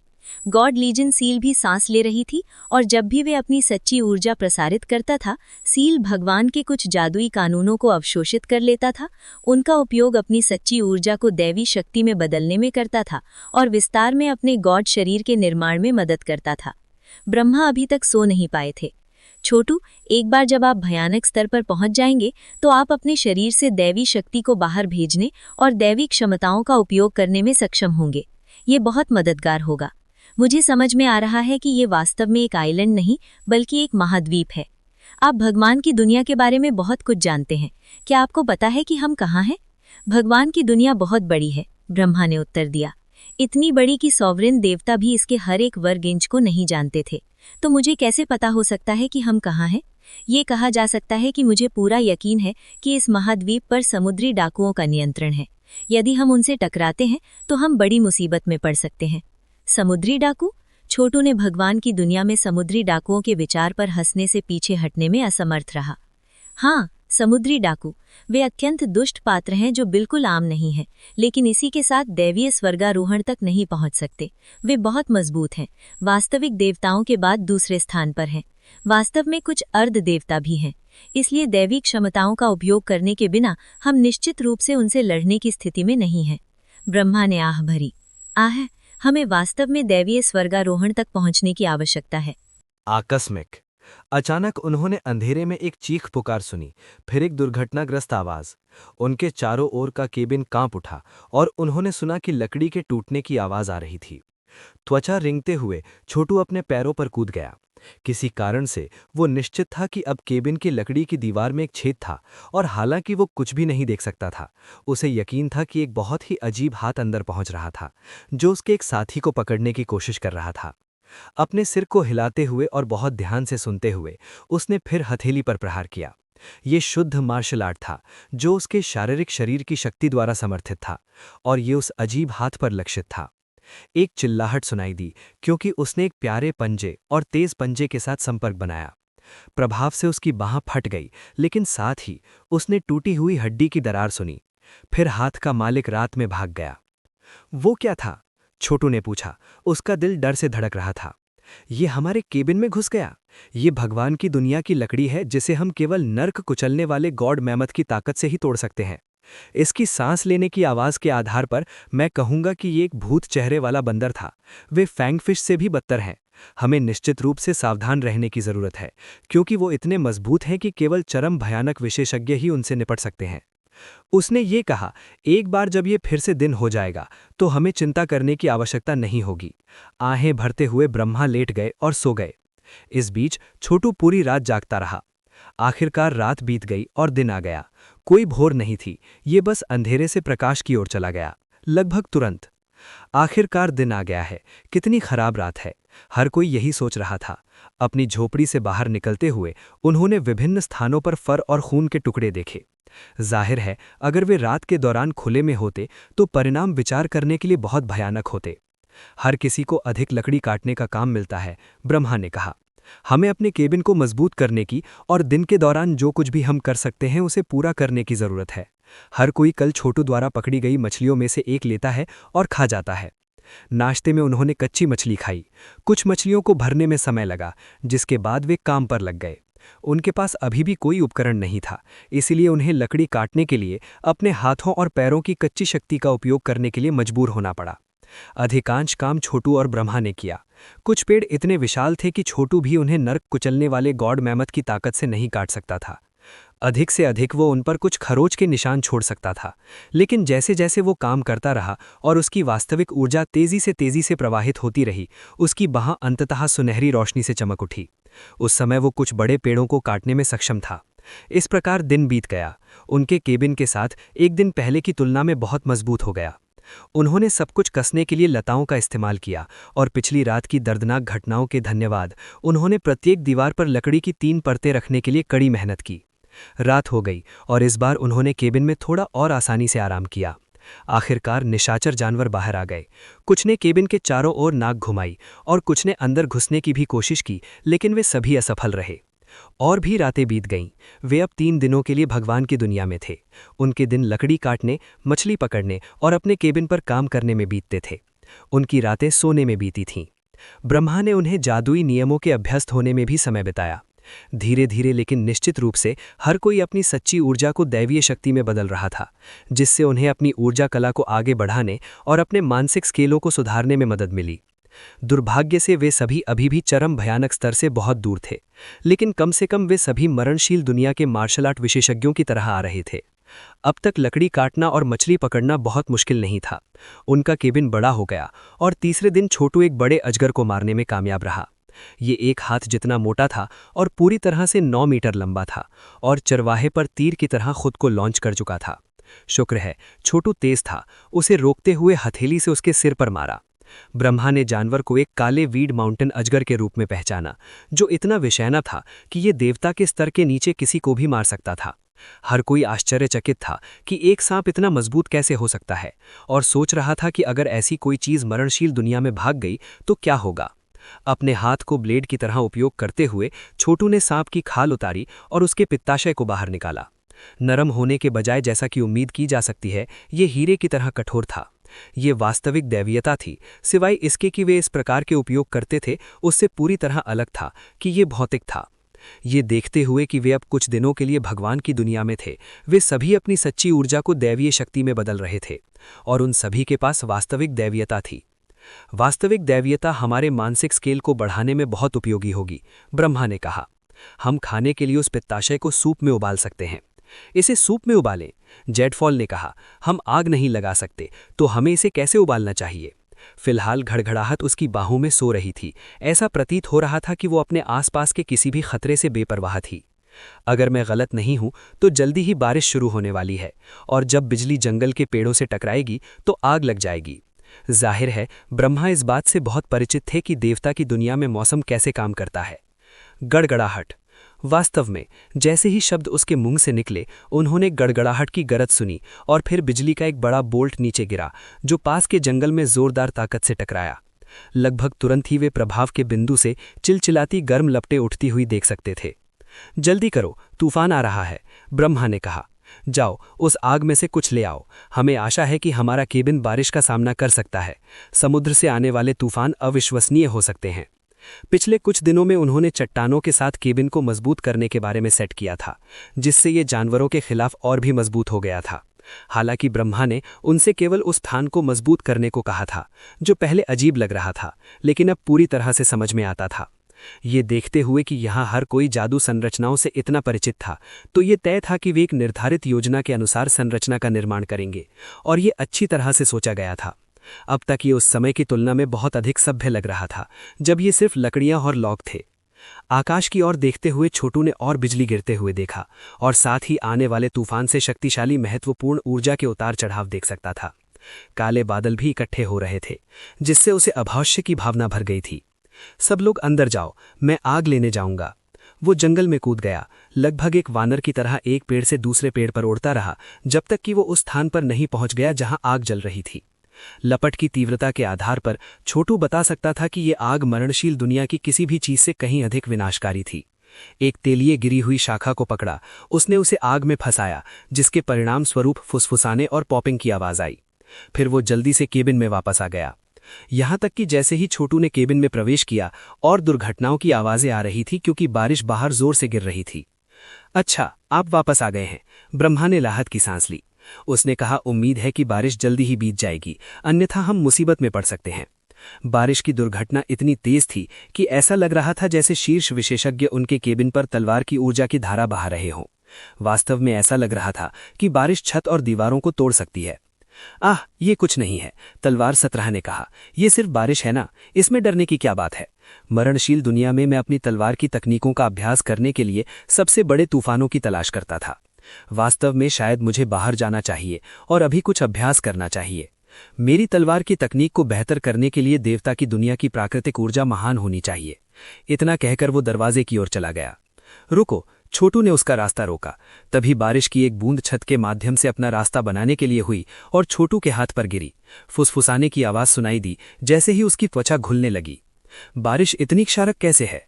उन्होंने जल्दी से गॉड लीजियन सील की पावर को आकर्षित किया, पिघली हुई त्वचा की मरम्मत करने के लिए। इस बीच तलवार सतराह अपने जबड़े को खुला हुआ लिए उसे घूर रहा था। इस विचार से कांप रहा था कि वो बारिश में बाहर निकलने वाला था।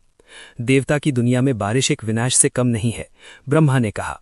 अगर आप यहाँ पैदा हुए हैं और आपके जीन्स देवता की दुनिया के सार से जुड़े हैं, तो ये आपको चोट नहीं पहुंचाएगी। लेकिन हम अभी मरणशील दुनिया से यहाँ आए हैं और अभी भी इसके सार से कलंकित है। ये बारिश हमारे लिए बहुत हानिकारक होगी और शायद हमें मार डालेगी। समुद्री जल हमें कैसे नुकसान नहीं पहुंचाया? छोटू ने पूछा। ब्रह्मा ने उत्तर दिया, बारिश की बारिश है और समुद्र का पानी समुद्र का पानी है। बारिश आकाश में बैठती है, पक रही है, देवताओं की पूर्व स्वर्ग शक्ति से भर रही है। जब वो शक्ति पृथ्वी पर गिरती है तो वो साधारण देवजल बन जाती है, लेकिन प्री हेवन संस्करण से बचने की जरूरत है। आखिरकार शायद 10 या 15 दिनों में हम अपने भीतर की नश्वर आभा को इतना परिष्कृत कर लेंगे कि बारिश का पानी बड़ी समस्याएं पैदा नहीं करेगा। उस समय हम बीमार हो सकते हैं यदि हम भीग जाते हैं, लेकिन थोड़ा और। किसी भी मामले में बारिश की घातक प्रकृति इसे किसी के लिए भी खतरनाक बनाती है जो ईश्वरीय स्वर्गारोहण तक नहीं पहुंचा है। ऐसे कमजोर लोगों के लिए एकमात्र आशा किसी ईश्वर में विश्वासी बनना और अपने ईश्वरीय राज्य की सुरक्षा में प्रवेश करना है। चलो आग का निर्माण करते हैं, ये ठंड को दूर रखेगा, और मेरा विश्वास करो, इस बारिश में ठंड हानिकारक होगी अगर ये आप में रिस जाती है। उनके कैबिन में बहुत सारी लकड़ी थी, इसलिए उन्होंने एक गड्ढा खोदा और एक गरजने वाली आग का निर्माण किया, जिससे कोई ठंड दूर हो गई। जल्द ही वे सभी गर्म और आरामदायक महसूस करने लगे और उनकी असली ऊर्जा पहले से भी बेहतर प्रवाहित हुई। इस बिंदु तक वे सभी भगवान विश्व अग्नि की असाधारण प्रकृति के बारे में आश्वस्त थे। एक निश्चित बिंदु पर जेठफॉल ने एक पत्थर का बर्तन तैयार किया जिसे उन्होंने तराशा था, जिसका उपयोग वे सांप पित्ताशय की थैली को एक सुगंधित सूप में उबालने के लिए करते थे, जिससे जल्द ही उनके पेट में बड़बड़ाना शुरू हो जाता था। अभी उनमें से अधिकांश ने विभिन्न जानवरों की खाल पहनी हुई थी जिन्हें छोटू ने पिछले कुछ दिनों में मार डाला था। उनके पिछले कपड़े जल्दी से विघटित हो गए थे और उनके भगवान की वस्तुएं गायब हो गई थीं। उनके पास केवल वही वस्तु बची थी जो सभ्यता के क्रूजर की छोटू के टुकड़े थे।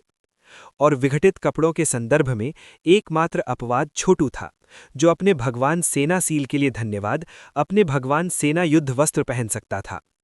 उपस्थित सभी लोगों को सच्ची ऊर्जा से बने कपड़े पहनने की आदत थी, लेकिन यहाँ भगवान की दुनिया में आम लोगों के रूप में अगर वे जानवरों की खाल नहीं पहनते हैं तो वे नग्न होंगे। सभी इरादों और उद्देश्यों के लिए वे अब जंगली लोगों की तरह थे। जैसे ही बारिश हुई और बाहर तूफान आया, उनका कैबिन कांप उठा और चरमरा गया, जिससे उन्हें चिंता हुई कि ये किसी भी क्षण ढह सकता है। वास्तव में उन सभी को इस बात का अफसोस था कि उन्होंने पिछले दिनों में संरचना को और भी मजबूत बनाने के लिए कड़ी मेहनत नहीं की थी। गड़गड़ाहट। जैसे ही हर कोई कैबिन को ढहने से बचाने के लिए हाथपाई कर रहा था, उन्होंने अचानक एक तेज गड़गड़ाहट की आवाज़ सुनी जो किनारे पर कुछ पटकने की तरह लग रही थी। हालांकि वे इसके बारे में चिंता करने के लिए अपने कैबिन को खड़ा रखने पर बहुत ध्यान केंद्रित थे। ड्रिप, औषधि। जल्द ही बारिश का पानी छत के माध्यम से बना रहा था, कैबिन के अंदरूनी हिस्से में गिर रहा था, जिससे सभी को इससे बचने के लिए इस तरह से नाचने के लिए मजबूर होना पड़ा। दुर्भाग्य से रिसाव बद से बदतर होता गया, जब तक कि हर जगह पानी गिर नहीं रहा था। गड़गड़ाहट, गड़गड़ाहट। एक बूंद पर्लिंग पर गिरी जिससे वो कांप उठी और 2 गुस्सैल गड़गड़ाहट निकली। हर किसी के चारों ओर एक बुलबुला फूट पड़ा। उसी समय छोटू ने अपने गॉड लीजन सील की मदद से बारिश से लगी किसी भी चोट को ठीक करने के लिए इस्तेमाल किया।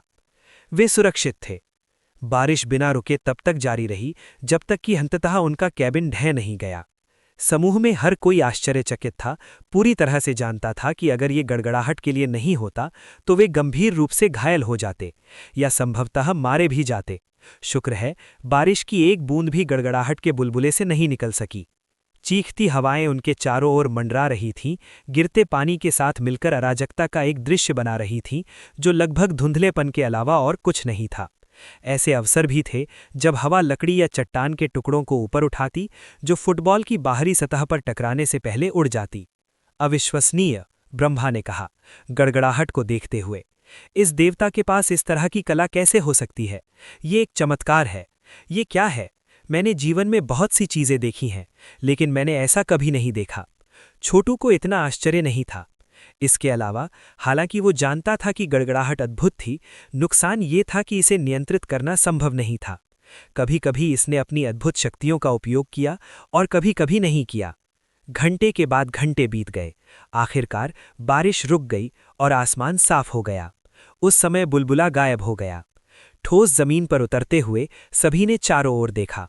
हालांकि आसमान अब ब्राइट और साफ था, लेकिन समुद्र तट एक आपदा क्षेत्र की तरह लग रहा था। अरे, वो क्या है? जेडफॉल ने कहा, समुद्र तट की ओर इशारा करते हुए। सभी ने देखा और एक जहाज देखा जो स्पष्ट रूप से अब तटीय रीफ में फंसा हुआ था। इसके चारों ओर इधर उधर बिखरी हुई लाशें देखी जा सकती थीं। कुछ जीवित प्राणी समुद्र तट पर रेंगने की कोशिश कर रहे थे। एक विशाल जहाज फंस गया था। तूफान ने इसे स्पष्ट रूप से समुद्र के पार उड़ा दिया, जब तक कि ये अब तटीय रीफ से नहीं टकरा गया, जिससे बोर्ड पर सवार कुछ लोगों की मौत हो गई। उसने कहा कि बचे हुए लोग थे जो अब इसे किनारे पर लाने के लिए संघर्ष कर रहे थे। ये बहुत ही प्रभावशाली दिखने वाला जहाज था। लकड़ी से बने होने के बजाय इसे अविश्वसनीय रूप से कठोर ब्लीच की गई हड्डियों से बनाया गया था। चट्टान से टकराने के बावजूद ये केवल उथले में फंसा हुआ था। जहाज की वास्तविक संरचना मूल रूप से क्षतिग्रस्त नहीं थी और इसे समुद्र में यात्रा करने के लिए केवल न्यूनतम मरम्मत की आवश्यकता होगी। जहां तक बचे हुए लोगों की बात है, वे सभी हाथ में कृपाण लिए भयंकर दिखने वाले व्यक्ति थे। यहां तक कि जब वे मदद के लिए रोए भी तो उन्होंने मनहूस पैशाचिक आभा निकाली। वे समुद्री डाकू हैं, भगवान की दुनिया के समुद्री डाकू। वे लाभ के लिए हत्या करते हैं, व्यापारी जहाज़ों को लूटने के लिए ऊंचे समुद्र में नौकायन करते हैं और केवल दासों को पकड़ने के लिए तट पर आते हैं जिन्हें वे मनहूस देवता राज्यों में बेचते हैं। उन्हें हमें देखने मत दें। यदि उनके पास एक चरम भयानक विशेषज्ञ है तो हम समाप्त हो गए हैं। उस जहाज का कप्तान निश्चित रूप से बाहरी रूप से सच्ची ऊर्जा का उपयोग कर सकता है और शायद हवा में फिसल सकता है। हम इस तरह के व्यक्ति से निश्चित रूप से नहीं लड़ सकते। इसके अलावा वो जहाज स्पष्ट रूप से समुद्री शैतान हड्डियों से बना हुआ है। सी वर्म बाढ़ की तरह है, बड़े और अधिक खतरनाक। जब देवता उन्हें मारते हैं तो वे अपनी हड्डियों को जहाज निर्माण के लिए उच्च कीमतों पर बेचते हैं। परिणाम एक ऐसा जहाज है जो अपनी आक्रमण शक्ति से सभी प्रकार के देवताओं को डरा सकता है, और जिस तरह से ये पानी को विभाजित करता है, जैसे ये चलता है, ये अविश्वसनीय रूप से तेज बनाता है। इससे पहले कि वे हमें देखें, आइए धीरे धीरे पीछे हट जाएं। पिछले कुछ दिनों के दौरान उन सभी ने एक सतर्क तेवर विकसित कर लिया था। इस बात को देखते हुए कि वे अभी अभी भगवान की दुनिया में आए थे, वे किसी भी स्थानीय लोगों, विशेष रूप से खतरनाक समुद्री डाकुओं के संपर्क से बचना चाहते थे। अंतिम चीज जो वे चाहते थे वो था गुलाम बनना और किसी मनहूस देवता को बेच देना। देव जगत में सभी प्रकार के मनहूस देवता थे और वे सभी अत्यंत विनिष्ट और दुष्ट थे। उन्हें आम नागरिकों को पकड़ना और उन्हें शक्ति से वंचित करना पसंद था। उनके लिए यहाँ तक कि मध्य भयानक विशेषज्ञ भी बलि की जाने वाली वस्तुओं से अधिक कुछ नहीं थे। एक पल रुको, छोटू ने कहा। वे उन्होंने पहले ही हमें देख लिया है। लड़ने के लिए तैयार रहो। जैसा उन्होंने कहा था, कुछ समुद्री डाकू पहले ही किनारे पर पहुंच गए थे और उनकी दिशा में बढ़ रहे थे। कृपाण तैयार थीं। वे देव भाषा में बोल रहे थे, जो देव जगत की आम भाषा है। बिना कहे छोटू और उसके साथी सभी भाषा को समझ सकते थे और इस तरह जानते थे कि समुद्री डाकू क्या कह रहे थे। देखो, कुछ जंगली ड्रिफ्टर्स समुद्र तट पर ठीक आगे। ये कहना मुश्किल है कि वे वास्तव में कौन हैं, लेकिन इससे कोई फर्क नहीं पड़ता। आइए उन्हें पकड़ते हैं। जहाज केवल थोड़ा क्षतिग्रस्त है और थोड़े से काम के साथ ये नए जैसा अच्छा होगा। यदि हम इन जंगली लोगों को गुलाम बनाते हैं तो हम उन्हें किसी मनहूस देवता को बेचकर अच्छा लाभ कमा सकते हैं। उनमें से 1 दर्जन से अधिक हैं, जिनमें 2 महिलाएं भी शामिल हैं। मैंने लंबे समय से खुद का आनंद नहीं लिया है। समुद्री डाकुओं ने सख्त और सेवा योग्य कपड़े पहने हुए थे और उनके हाथों में तेज चमकदार कृपाण स्पष्ट रूप से उल्लेखनीय भगवान की वस्तुएं थीं। बेशक भगवान की वस्तुएं कभी कभी नश्वर दुनिया में अपना रास्ता बना लेती थीं, लेकिन ऐसी वस्तुएं एक सेसपूल में गिराई गई मिठाई रसोइयों की तरह थीं। उन्होंने अपने मूल स्वभाव और कार्य की तुलना बिल्कुल नहीं की। इस वजह से समूह के साथ जो भगवान की वस्तुएं वे लाए थे, वे सभी स्पेस टाइम मार्ग के दौरान चूर्ण में पीस दी गई थीं। यदि समूह के पास उपकरण या हथियार होते तो पेड़ों को गिराना बहुत आसान होता, लेकिन इसके बजाय उन्हें अपने हाथों का उपयोग करने के लिए मजबूर किया गया था। आने वाले सभी समुद्री डाकू सभी बेहद फिट और मांसल थे। जाहिर है वे या तो लंबे समय से भगवान की दुनिया में थे या निवासी थे। उनकी उभरी हुई मांसपेशियां चट्टानों की तरह लग रही थीं और उनकी स्पंदित दिव्य शक्ति के कारण उनके कपड़े उनके चारों ओर उनके चलते समय फड़फड़ा रहे थे। लेकिन छोटू बता सकता था कि वे सभी मध्य भयानक स्तर पर थे, मानसिक स्केलों के आसपास 300 या 400 के करीब थे। वे पुराने समय के प्राचीन सड़क के निर्पालक लोग थे और स्पष्ट रूप से छोटू की तुलना करने की स्थिति में नहीं थे। हमें लड़ना होगा, छोटू ने कहा, ध्यान से। बढ़त लेते हुए वो समुद्री डाकुओं की ओर दौड़ा। ये भगवान की दुनिया में उसकी पहली लड़ाई होने जा रही थी और उसे बिल्कुल पता नहीं था कि ये कैसा होगा। सरसराहट। उसके सबसे निकट समुद्री डाकू का चेहरा निशानों से भरा हुआ था। जैसे ही छोटू करीब आया, उसने अपनी चमकदार कृपाण के साथ बाहर निकल मिठा, एक बहुत ही गहन कृपाण तकनीक का उपयोग करते हुए। हमले के प्रारंभिक कोण से ऐसा प्रतीत होता था कि इसका उद्देश्य उसे ऊपर से नीचे तक 2 भागों में हैक करना है, लेकिन सच्चाई ये थी कि ये कदम एक दिखावा था। आखिरी मिनट में समुद्री डाकू की पीठ के पीछे से एक दूसरा कृपाण निकला, जो सीधे छोटू की कमर की ओर बढ़ रहा था ताकि उसे आधा कर दिया जाए। वो हमेशा से अपनी पीठ के पीछे एक दूसरा कृपाण छिपा रहा था, लेकिन क्या छोटू उस तरह का व्यक्ति था जो इस तरह की चाल के लिए गिर जाएगा? उनके पास युद्ध का अनुभव था जो गॉड लीजन सील से उपजा था, जिससे वो हर प्रकार की लड़ाई की चाल का स्वामी बन गया। लड़ाई के सिद्धांत के मामले में कोई भी उसकी बराबरी नहीं कर सकता था।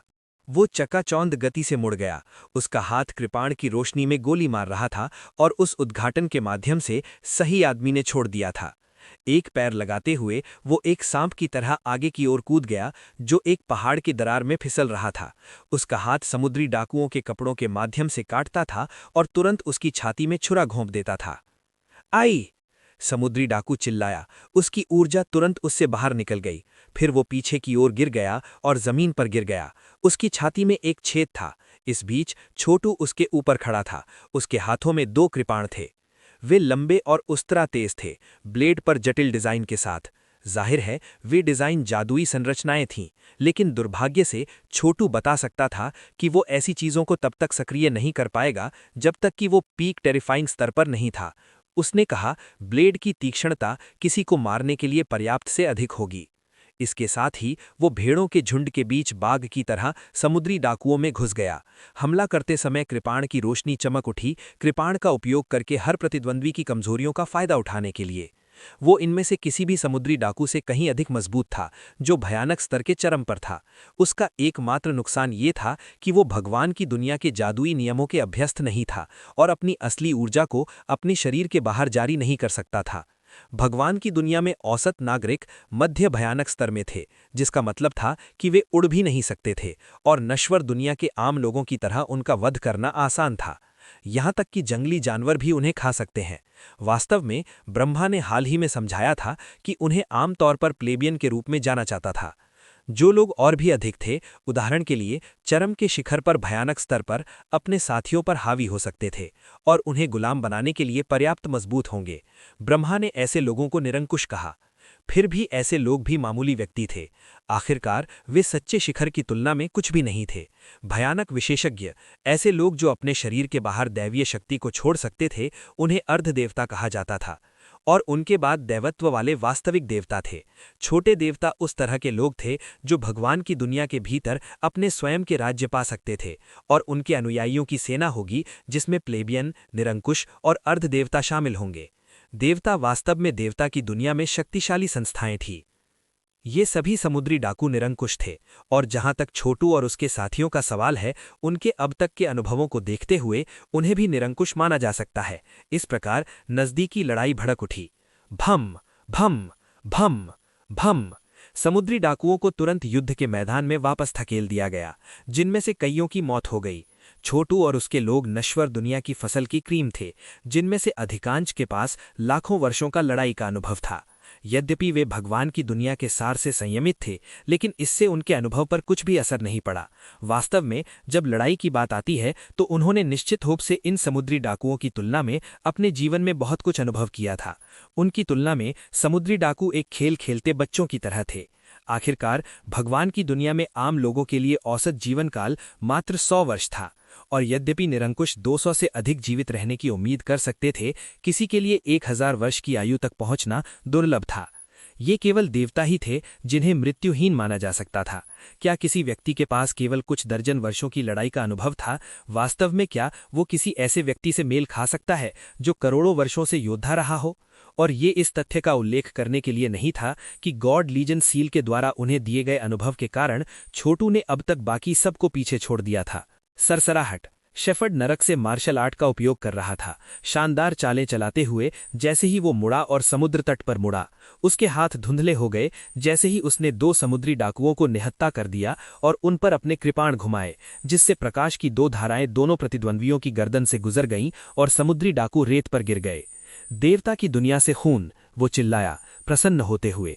दुर्भाग्य से उसकी दैवीय शक्ति केवल उसके स्वयं के शरीर के भीतर प्रवाहित हो सकती थी, और वो इसका उपयोग रक्त को अवशोषित करने के लिए आवश्यक शैतान कलाओं को उजागर करने के लिए नहीं कर सकता था। आह, क्या अफसोस की बात है। नश्वर दुनिया में ऐसा कुछ भी नहीं हो सकता है। अगर मैं इसे अवशोषित कर सकता हूं तो मैं निश्चित रूप से छलांग और लंगड़ी लगाऊंगा। आह, ओ ठीक है, वे सभी मर जाने के बाद मैं देखूंगा कि मेरे पास कुछ है जो काम करेगा। जैसे जैसे वो लड़ता रहा, उसके हाथ में कृपाण लगभग अपनी आत्मा रखने वाला लग रहा था। नश्वर दुनिया का कोई भी मार्शल आर्ट विशेषज्ञ उसके कौशल के प्रदर्शन पर पूरी तरह से हैरान रह गया होगा। इस बीच तलवार 17 दिल खोलकर हंस रही थी। ये देव की दुनिया के समुद्री डाकू कचरा हैं। उन्हें लड़ने का लगभग कोई अनुभव नहीं है। वे हमारी तरह मजबूत तो हैं, लेकिन वे ग्रीन हाउस में फूलों की तरह है। वे एक लड़ाई में पूरी तरह से बेकार हैं। मैं अकेले ही उनमें से 10 को काट सकता था। ब्रह्मा ने सिर हिलाया और सोचा, ये लोग नीचा दिखाने के लिए कुछ भी नहीं है। वे नश्वर दुनिया की क्रूरता में शीर्ष पर पहुंचे, अपनी इच्छा शक्ति और दृढ़ता को सीमा तक कम कर दिया। जल्दी ही वे यहाँ महत्वपूर्ण लोग बनने जा रहे हैं। जैसे जैसे छोटू ने किनारे पर समुद्री डाकुओं का वध किया और उनके हथियार ले लिए, जहाज पर सवार लोग देख रहे थे। ये बुरा है, देखो उन जंगली लोगों की मार्शल आर्ट इतनी उन्नत कैसे हो सकती है। समुद्री डाकुओं में से एक मुख्य कैबिन में जल्दी से घुस गया। कैप्टन, बाहर कुछ अविश्वसनीय मार्शल आर्ट वाले जंगली लोग हैं, वे कार्गो का वध कर रहे हैं। वे मेरे आदमियों को मारने की हिम्मत कैसे करते हैं? मुझे ये देखने की आवश्यकता है कि ये सब क्या है। कैप्टन दिखाई दिया, एक बहती हुई केप पहने हुए। उसकी आंखें उस तरह की तरह तेज थीं। उसके चारों ओर घूमने वाली विशाल दैवीय शक्ति से स्पष्ट था कि वो एक चरम भयानक स्तर पर था। समुद्री डाकू का कैप्टन समुद्र की हवा में फड़फड़ाता हुआ था। जिस तरह से उसकी आंखें चिमकाई, उसे देखते हुए निश्चित रूप से वो स्वयं को एक महत्वपूर्ण जनरल के रूप में देखता था, जिसके अधीनस्थ उसके पैरों के नीचे धूल से थोड़ा अधिक थे।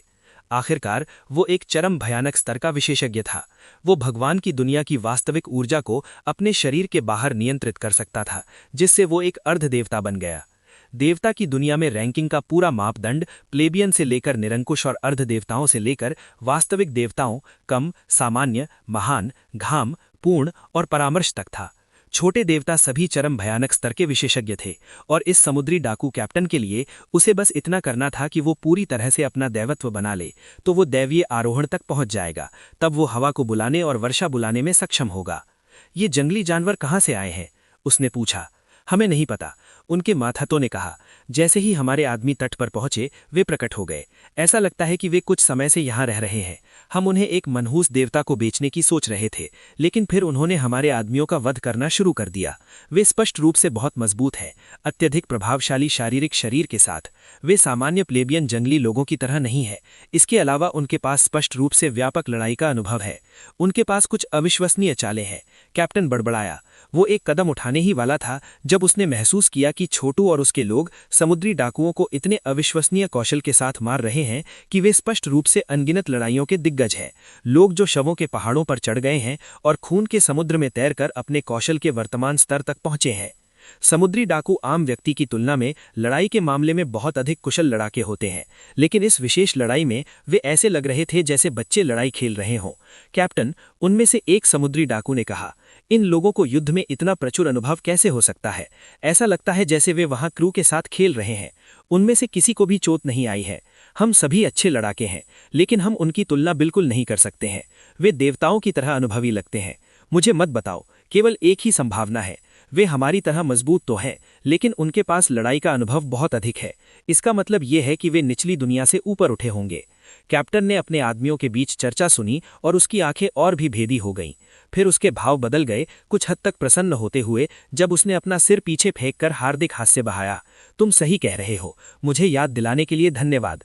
इस तरह के लड़ाई के अनुभव के साथ ये लोग केवल निचली दुनिया से ही हो सकते हैं। ऐसे लोगों को यहाँ देव की दुनिया में खजाना माना जाता है। हम उन्हें भारी लाभ पर बेच सकते हैं। वास्तव में निचली दुनिया के लोग वर्षों से यहाँ नहीं देखे गए हैं। अतीत में आरोही हमेशा खगोलीय कीमतें प्राप्त करते थे और हम बस उनमें से एक पूरे समूह से टकरा गए। डेक पर सवार अन्य समुद्री डाकू हंसी से दहाड़ पड़े। जिस तरह से वे व्यवहार कर रहे थे, ऐसा लग रहा था जैसे वे अभी अभी सोने और चांदी के पहाड़ में टकरा गए हों। ये वैसा ही था जैसा कैप्टन ने कहा था। निचली दुनिया के लोगों को बहुत मूल्यवान माना जाता था।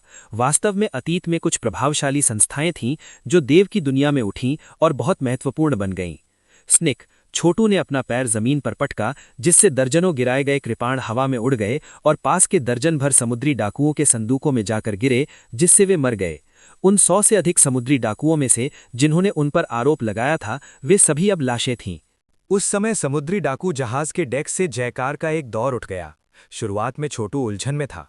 अपने इतने सारे साथियों को मारने के बाद अन्य समुद्री डाकू क्यों खुश होंगे? क्या वे हाल के तूफान में बाहर पकड़े जाने से जुड़े थे? इससे पहले कि कुछ और हो पाता, ब्रह्मा अचानक भयभीत स्वर में बोले, ये बुरा है। वहां एक चरम भयानक विशेषज्ञ है, समुद्री डाकू कप्तान। उन्हें खुश होना चाहिए क्योंकि उन्हें एहसास होता है कि हम नश्वर दुनिया से हैं। क्या मैंने आपको नहीं बताया कि नश्वर दुनिया के लोग कितने मूल्यवान हैं? केवल नश्वर दुनिया के शीर्ष व्यक्ति ही देवता की दुनिया में आ सकते हैं, और वे हमेशा असाधारण लोग होते हैं जिनमें बहुत महत्वपूर्ण बनने की क्षमता होती है। कुछ देवता इस तरह के लोगों पर अपना हाथ रखना पसंद करते हैं, उनका अध्ययन करना और उनके भाग्य से उन्हें छीनना चाहते हैं। वे उन्हें कठपुतलियों या शरीर से बाहर के अवतारों में भी बदल देते हैं और कभी-कभी उनके अनुभवों को सीधे अपने दिमाग से अवशोषित भी कर लेते हैं। तो आप ये कह रहे हैं कि हम सभी को अमूल्य माना जाता है? जेटफॉल ने पूछा। ये सही है, ब्रह्मा ने कड़वाहट से मुस्कुराते हुए कहा। वे जयकार कर रहे हैं क्योंकि हम बहुत सारे पैसे के लायक हैं, यहाँ तक कि वे 100 मृत समुद्री डाकू भी हमारी तुलना में कुछ भी नहीं हैं। वे हमें पकड़ने जा रहे हैं और हमें मनहूस देवताओं या शायद कुलीन कुलों में से किसी एक को बेच देंगे। वे जो पैसा कमाएंगे उससे वे समुद्री डाकू बनना बंद कर सकते हैं और शायद ईश्वरीय स्वर्गारोहण तक भी पहुंच सकते हैं। समुद्री डाकू कप्तान आ रहा है, हमें भागना होगा। वो एक चोटी भयानक विशेषज्ञ है। आप बता सकते हैं कि वो जहाज से कैसे फिसल रहा है? एक ढकी हुई आकृति ने जहाज से गोली मारी, जो समुद्र तट पर उतरने के लिए एक विशाल सीगल की तरह उड़ रही थी। उसके बाद कई अन्य समुद्री डाकू भी आए। नश्वर दुनिया में ऊर्जा कला के 7वें चरण में लोग उड़ सकते थे, लेकिन यहाँ भगवान की दुनिया में चीजें अलग थीं। यहाँ तक कि ग्लाइड करने में सक्षम होने के लिए किसी को आभासी ईश्वरत्व के साथ अर्धदेवता बनना पड़ता था, और ऐसे लोग संभवतः वास्तविक देवताओं से तुलना नहीं कर सकते थे। भगवान की दुनिया में बढ़ने से पहले छोटू ने कभी भी इस आदमी की तरह मानसिक स्केल वाले किसी व्यक्ति को नहीं देखा था, यहाँ तक कि प्राउड हेवन भी नहीं। आखिरकार प्राउड हेवन मध्य भयानक स्तर पर था, शिखर नहीं। समुद्री डाकू कप्तान रेत पर उतरा और छोटू और उसके साथियों को ऊपर से नीचे तक देखा। उसके आसपास के विशाल ऊर्जा क्षेत्र के लिए धन्यवाद, वे सभी अपनी जगह पर बंद थे और हिल नहीं सकते थे। इस तरह मजबूत शिखर भयानक विशेषज्ञ थे। आप लोग नश्वर दुनिया से ऊपर उठे हैं, है ना? उसने पूछा, साधारण ईश्वरीय भाषा बोलते हुए। ये एक लंबा समय हो गया है जब आप जैसे किसी ने दिखाया है। मुझे लगभग विश्वास नहीं हो रहा है कि मैं आपके इतने बड़े समूह में भाग गया हूं। तुम्हारा क्या मतलब है? सेक्ट लॉर्ड विल मैनिफेस्टेशन ने कहा। मैं अनुसरण नहीं करता। हम भगवान दुनिया के मूल निवासी हैं, नश्वर दुनिया के लोग नहीं। आप गलत हैं। ये स्पष्ट था कि वे नश्वर दुनिया से होने को स्वीकार नहीं करने जा रहे थे। वे जानते थे कि वे कितने मूल्यवान हैं और निश्चित रूप से भयानक परिणामों के लिए खुद को नहीं सौंपेंगे। समुद्री डाकू ने ठंड से सूंघा। ये स्वीकार करने से इनकार करने से कुछ नहीं बदलेगा। हम बस आपको बंदी बना लेंगे और आपका मूल्यांकन करेंगे। फिर हम ये पता लगाएंगे कि आप भगवान की दुनिया के मूल निवासी हैं या नश्वर दुनिया से ऊपर आए लोग हैं। चिंता मत करो, हम तुम्हें नहीं मारेंगे। बस सहयोग करो और आत्मसमर्पण करो। हम कभी भी आपकी जैसी मूल्यवान चीज को चोट क्यों पहुंचाएंगे? बेशक यदि आप वापस लड़ते हैं तो हम आपको पीड़ित करेंगे। हमने कहा कि हम नश्वर दुनिया से नहीं हैं, इस सब से परेशानी क्यों गुजरें? ठीक है, यदि आप चीजों को आसान तरीके से करने से इनकार करते हैं तो हम उन्हें कठिन तरीके से करेंगे। समुद्री डाकू ने अपना हाथ लहराया, अपनी आस्तीन से एम्पीरियन गॉड पावर की एक धारा भेजी जो एक विषैले अजगर की तरह तलवार 17 की तरफ घूम रही थी। अच्छा नहीं, तलवार 17 धुंधला गया। वो जानता था कि वो कप्तान के स्तर पर किसी से नहीं लड़ सकता, फिर भी उसकी लड़ने की प्रवृत्ति इतनी तेज थी कि वो तुरंत हवा में घूम गया, अपनी तलवार तकनीक का उपयोग करके सेबर को बाहर फेंकने के लिए जो उसने हासिल किया था। पलक झपकते ही उसने 100 से अधिक चालें चलाईं, उन सभी को उत्कृष्ट रूप से निष्पादित किया। उसकी ओर भेजी जा रही ऊर्जा के सबसे कमजोर पहलुओं को लक्ष्य करते हुए उसने अपने लिए एक उगाड़ को काटा और रेत के पार वापस गिर गया। एक क्षण बाद ऊर्जा की ड्रैगन जैसी धारा रेत पर टकराई, जिसने पीछे एक गड्ढा छोड़ दिया। शाबाश, कप्तान ने कहा, और आप अभी तक मुझे ये समझाने की कोशिश कर रहे हैं कि आप नश्वर दुनिया से नहीं हैं। माय डिवाइन स्नेक लैंड्स कम देवताओं के बीच में भी एक टॉप ऊर्जा कला है। ये तथ्य कि आप एक मध्य भयानक कृषक इसे चकमा दे सकते हैं, बस ये दर्शाता है कि आप कितने कुशल हैं। आपके पास स्वर्ग और धरती की मौलिक प्रकृति, महत्वपूर्ण ऊर्जा और मैजिकल नियमों के बारे में बहुत कुछ है। केवल वही लोग जो लाखों सालों से जीवित हैं ऐसा कुछ कर सकते हैं, और भगवान की दुनिया में जो लोग भगवान नहीं हैं वे लाखों सालों तक जीने का सपना भी नहीं देख सकते हैं। तलवार 17 ने अभी अभी एक ऐसी तकनीक का उपयोग किया था जिसने मैजिकल नियमों और महत्वपूर्ण ऊर्जा के अपने ज्ञान का लाभ उठाया था। इससे उन्हें मिलियन लॉस को नष्ट करने के लिए एक तलवार तकनीक का उपयोग करने की अनुमति मिली और निचली दुनिया में महारत हासिल करने में कई साल लग गए। कुछ 100 साल के जीवन काल वाले किसी व्यक्ति के लिए इसकी बराबरी करना संभव नहीं था। आप वास्तव में क्या चाहते हैं महाराज? छोटू ने कहा। वो जानता था कि भगवान की दुनिया में हमेशा के लिए गुप्त रहना संभव नहीं होगा और समुद्री डाकुओं की आंखों पर धूल झोंकना भी संभव नहीं लग रहा था। सम्मानपूर्वक अपने हाथ मिलाते हुए उसने कहा, जब से आप महसूस करते हैं कि हम केवल भगवान की दुनिया में पहुंचे हैं और महत्वपूर्ण व्यक्ति बनने के लिए निश्चित हैं, तो क्यों ना हमें जाने दें और हमारे अच्छे पक्ष में आ जाएं? हम निश्चित रूप से भविष्य में इसे आपके समय के लायक बनाएंगे। तुमने अभी क्या कहा? समुद्री डाकू ने कहा, मुश्किल से अपने कानों पर विश्वास कर पाते हुए। मैंने कहा था कि आपको हमें जाने देना चाहिए महाराज, ये आपके लाभ के लिए होगा। एक दिन जब हम सर्वोपरि देवता बन जाएंगे तो हम आप पर एक एहसान करेंगे। समुद्री डाकू इतनी जोर से हंसा कि उसे लगभग एक पैरोक्सिज्म हो गया। अज्ञानी मूर्ख, सरसराहट, यहां तक कि जब वो हंसा तलवार की एक धारा बिजली की तरह तेजी से उसकी ओर बढ़ी। ये एक ऐसी तलवार थी जो छोटू ने समुद्री डाकुओं में से एक से उठाई थी, जो मैमथगाज के भगवान चाप की शक्ति द्वारा समर्थित थी। छोटू उनमें सबसे मजबूत था, जिसकी शक्ति चरम भयानक स्तर के बराबर थी। यद्यपि वो अभी सफलता हासिल नहीं कर सकता था, लेकिन अंततः ऐसा ही होता। और बाहरी रूप से अपनी वास्तविक ऊर्जा का उपयोग करने में सक्षम न होने के बावजूद वो इसे अन्य वस्तुओं में शामिल कर सकता था और उन्हें भगवान संरचनाओं को तोड़ने के लिए पर्याप्त बल प्रदान कर सकता था। एक फ्लैश में सेबर समुद्री डाकू कप्तान के सिर के ठीक सामने था। छोटू अपने शब्दों से समुद्री डाकू कप्तान का ध्यान भटका रहा था, एक अप्रत्याशित हमला शुरू करने का सही समय तलाश रहा था। वो जानता था कि कप्तान उससे मजबूत था और अपनी वास्तविक ऊर्जा का बाहरी उपयोग कर सकता था, जिसका मतलब था कि वो बहुत खतरनाक था। वो इतना क्रूर था कि वो बिना किसी कोशिश के नश्वर दुनिया के सभी मध्य भयानक विशेषज्ञों को मार सकता था। लेकिन भगवान की दुनिया में उन्हें विशेष रूप से प्रभावशाली नहीं माना जा सकता था। और यद्यपि छोटू किसी प्रकार से भाग निकलने में सक्षम हो सकता था, लेकिन ये वो नहीं था जिसमें उसकी दिलचस्पी थी। इसके अलावा यदि ये बात फैल गई कि इस क्षेत्र में नश्वर दुनिया के लोग हैं, तो वे कभी भी शांति से आराम नहीं कर पाएंगे। ये निश्चित रूप से परेशानी के अंत की ओर ले जाएगा। यहाँ केवल एक ही विकल्प था, समुद्री डाकुओं को अंतिम व्यक्ति तक मार डालना। रूम रूम रूम, ब्लेड के आगे बढ़ते ही सुनहरी रोशनी चमकी, जिससे ऐसा लग रहा था कि सच्ची ऊर्जा इससे बाहरी रूप से निकल रही हो। छोटू ने इस हमले में अपनी क्विंटेसेंशियल ऊर्जा को इतनी कुशलता से केंद्रित किया था कि ऐसा लग रहा था कि वो एक सफलता का अनुभव करने के लिए तैयार हो सकता था। ये कैसे हो सकता है? समुद्री डाकू कप्तान ने सोचा। मेरी रक्षा शक्ति उसे रोक नहीं सकती है। मैं चरम समुद्र भयानक स्तर पर हूँ। मैं गॉड पावर का हेरफेर कर सकता हूँ।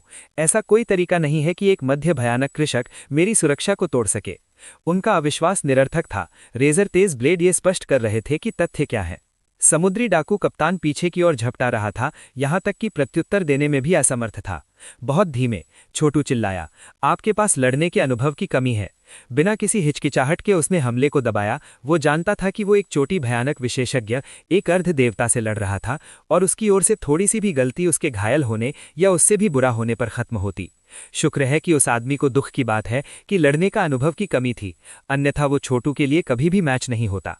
छोटू ने सेबर तकनीकों का तूफान फैलाया, जो नरक को कुचलने वाले गॉड मैमथ की ताकत द्वारा समर्थित थे, जिससे वे हर बाधा को जीतने के लिए पर्याप्त दुर्जय बन गए।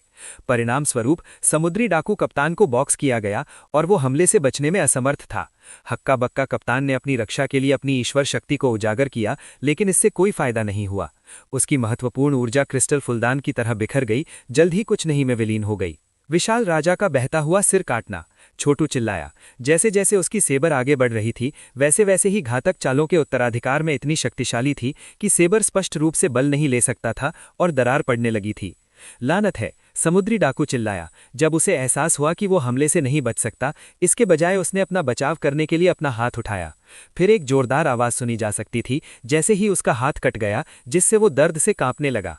लेकिन वो घाव से खून बहने के बावजूद चिल्लाया, रक्त बिजली ऊर्जा कला। लंबा चीरा, उसकी कटी हुई भुजा फट गई, जिसने रक्त के रंग की रोशनी में बदल दिया, जिसने छोटू के ढहते हुए सेबर को चकनाचूर कर दिया। फिर एक विशाल लाल रंग के हाथ में बदल गया, जो खुद छोटू की ओर बढ़ा। बेशक, छोटू के व्यापक लड़ाई के अनुभव के लिए धन्यवाद। वो इस सहित सभी प्रकार की संभावनाओं का अनुमान लगा सकता था। अफसोस की बात यह है कि भगवान की दुनिया के जादुई कानूनों ने उसकी ईश्वर शक्ति को बंद कर दिया था, जिससे उसके शरीर के बाहर इसमें हेरफेर करना असंभव हो गया था। हाथ उस पर पटक दिया, उसे रेत के पार पूरे 9 मीटर पीछे फेंक दिया। उसी समय रक्त की रंग की रोशनी ने उसमें छुरा घोंप दिया, उसके मेरिडियन को छेद दिया और उसे रोकने के लिए फैल गया। इस बीच समुद्री डाकू कप्तान पीड़ा में चिल्ला रहा था। अब जब उसका हाथ कट गया था तो उसने इसे हमेशा के लिए खो दिया था। देव जगत में देवताओं के शरीर नश्वर दुनिया के शरीर की तरह नहीं थे, जो पाउडर में पीसने के बाद भी मौजूद रह सकते थे। मैं तुम्हें इसके लिए कभी माफ नहीं करूंगा, कप्तान चिल्लाया, पीछे हटते हुए। अपना बचा हुआ हाथ लहराते हुए उसने कहा, हमला, आप सभी उन्हें मार डालो। अन्य समुद्री डाकू जो अभी अभी किनारे पर पहुंचे थे ने अपने धनुष पर तीर लगाए और उन्हें समुद्र तट पर फायर करना शुरू कर दिया। तीर तुरंत हॉर्नेट की तरह गूंजने लगे, जो उनके पीड़ितों को टुकड़े टुकड़े कर सकते थे। ध्यान रहे, ब्रह्मा चिल्लाए। बेशक छोटू के साथियों जैसे अनगिनत लड़ाइयों के दिग्गजों को ऐसी चेतावनियों की आवश्यकता नहीं थी और वे पहले से ही समुद्र तट पर विभिन्न चट्टानों के पीछे छिपने के लिए छलांग लगा रहे थे। इसे लो, उन्मादी कप्तान चिल्लाया, अपनी शेष भुजा लहराते हुए और ईश्वर शक्ति और महत्वपूर्ण ऊर्जा के एक मुट्ठी के आकार के प्रक्षेप्य को बाहर भेजते हुए। ये एक चट्टान से टकराया जिससे एक बड़ा विस्फोट हुआ, जिससे छोटू और उसके लोग स्तब्ध रह गए। उन्हें पकड़ो, कप्तान चिल्लाया। जाहिर है वो छोटू जैसे मूल्यवान व्यक्ति को मारना नहीं चाहता था, इसलिए वो बाहर पहुंचा, जिससे सच्ची ऊर्जा का एक बड़ा हाथ छोटू के चारों ओर लपेट गया। फिर उसने उसके शरीर पर नियंत्रण करने के लिए अपने अंदर की ईश्वर शक्ति भेजी। दुर्भाग्य से उसने तुरंत ईश्वर शक्ति पर नियंत्रण खो दिया, क्योंकि छोटू के अंदर एक ब्लैक होल जैसा कुछ खुल गया और उसे बेरहमी से निगलना शुरू कर दिया। समुद्री डाकू कप्तान के पास केवल एक कम भगवान की ऊर्जा कला थी, तो वो संभवतः नर्क कुचलने वाले गॉड मैमथ की ताकत से कैसे मेल खा सकता था।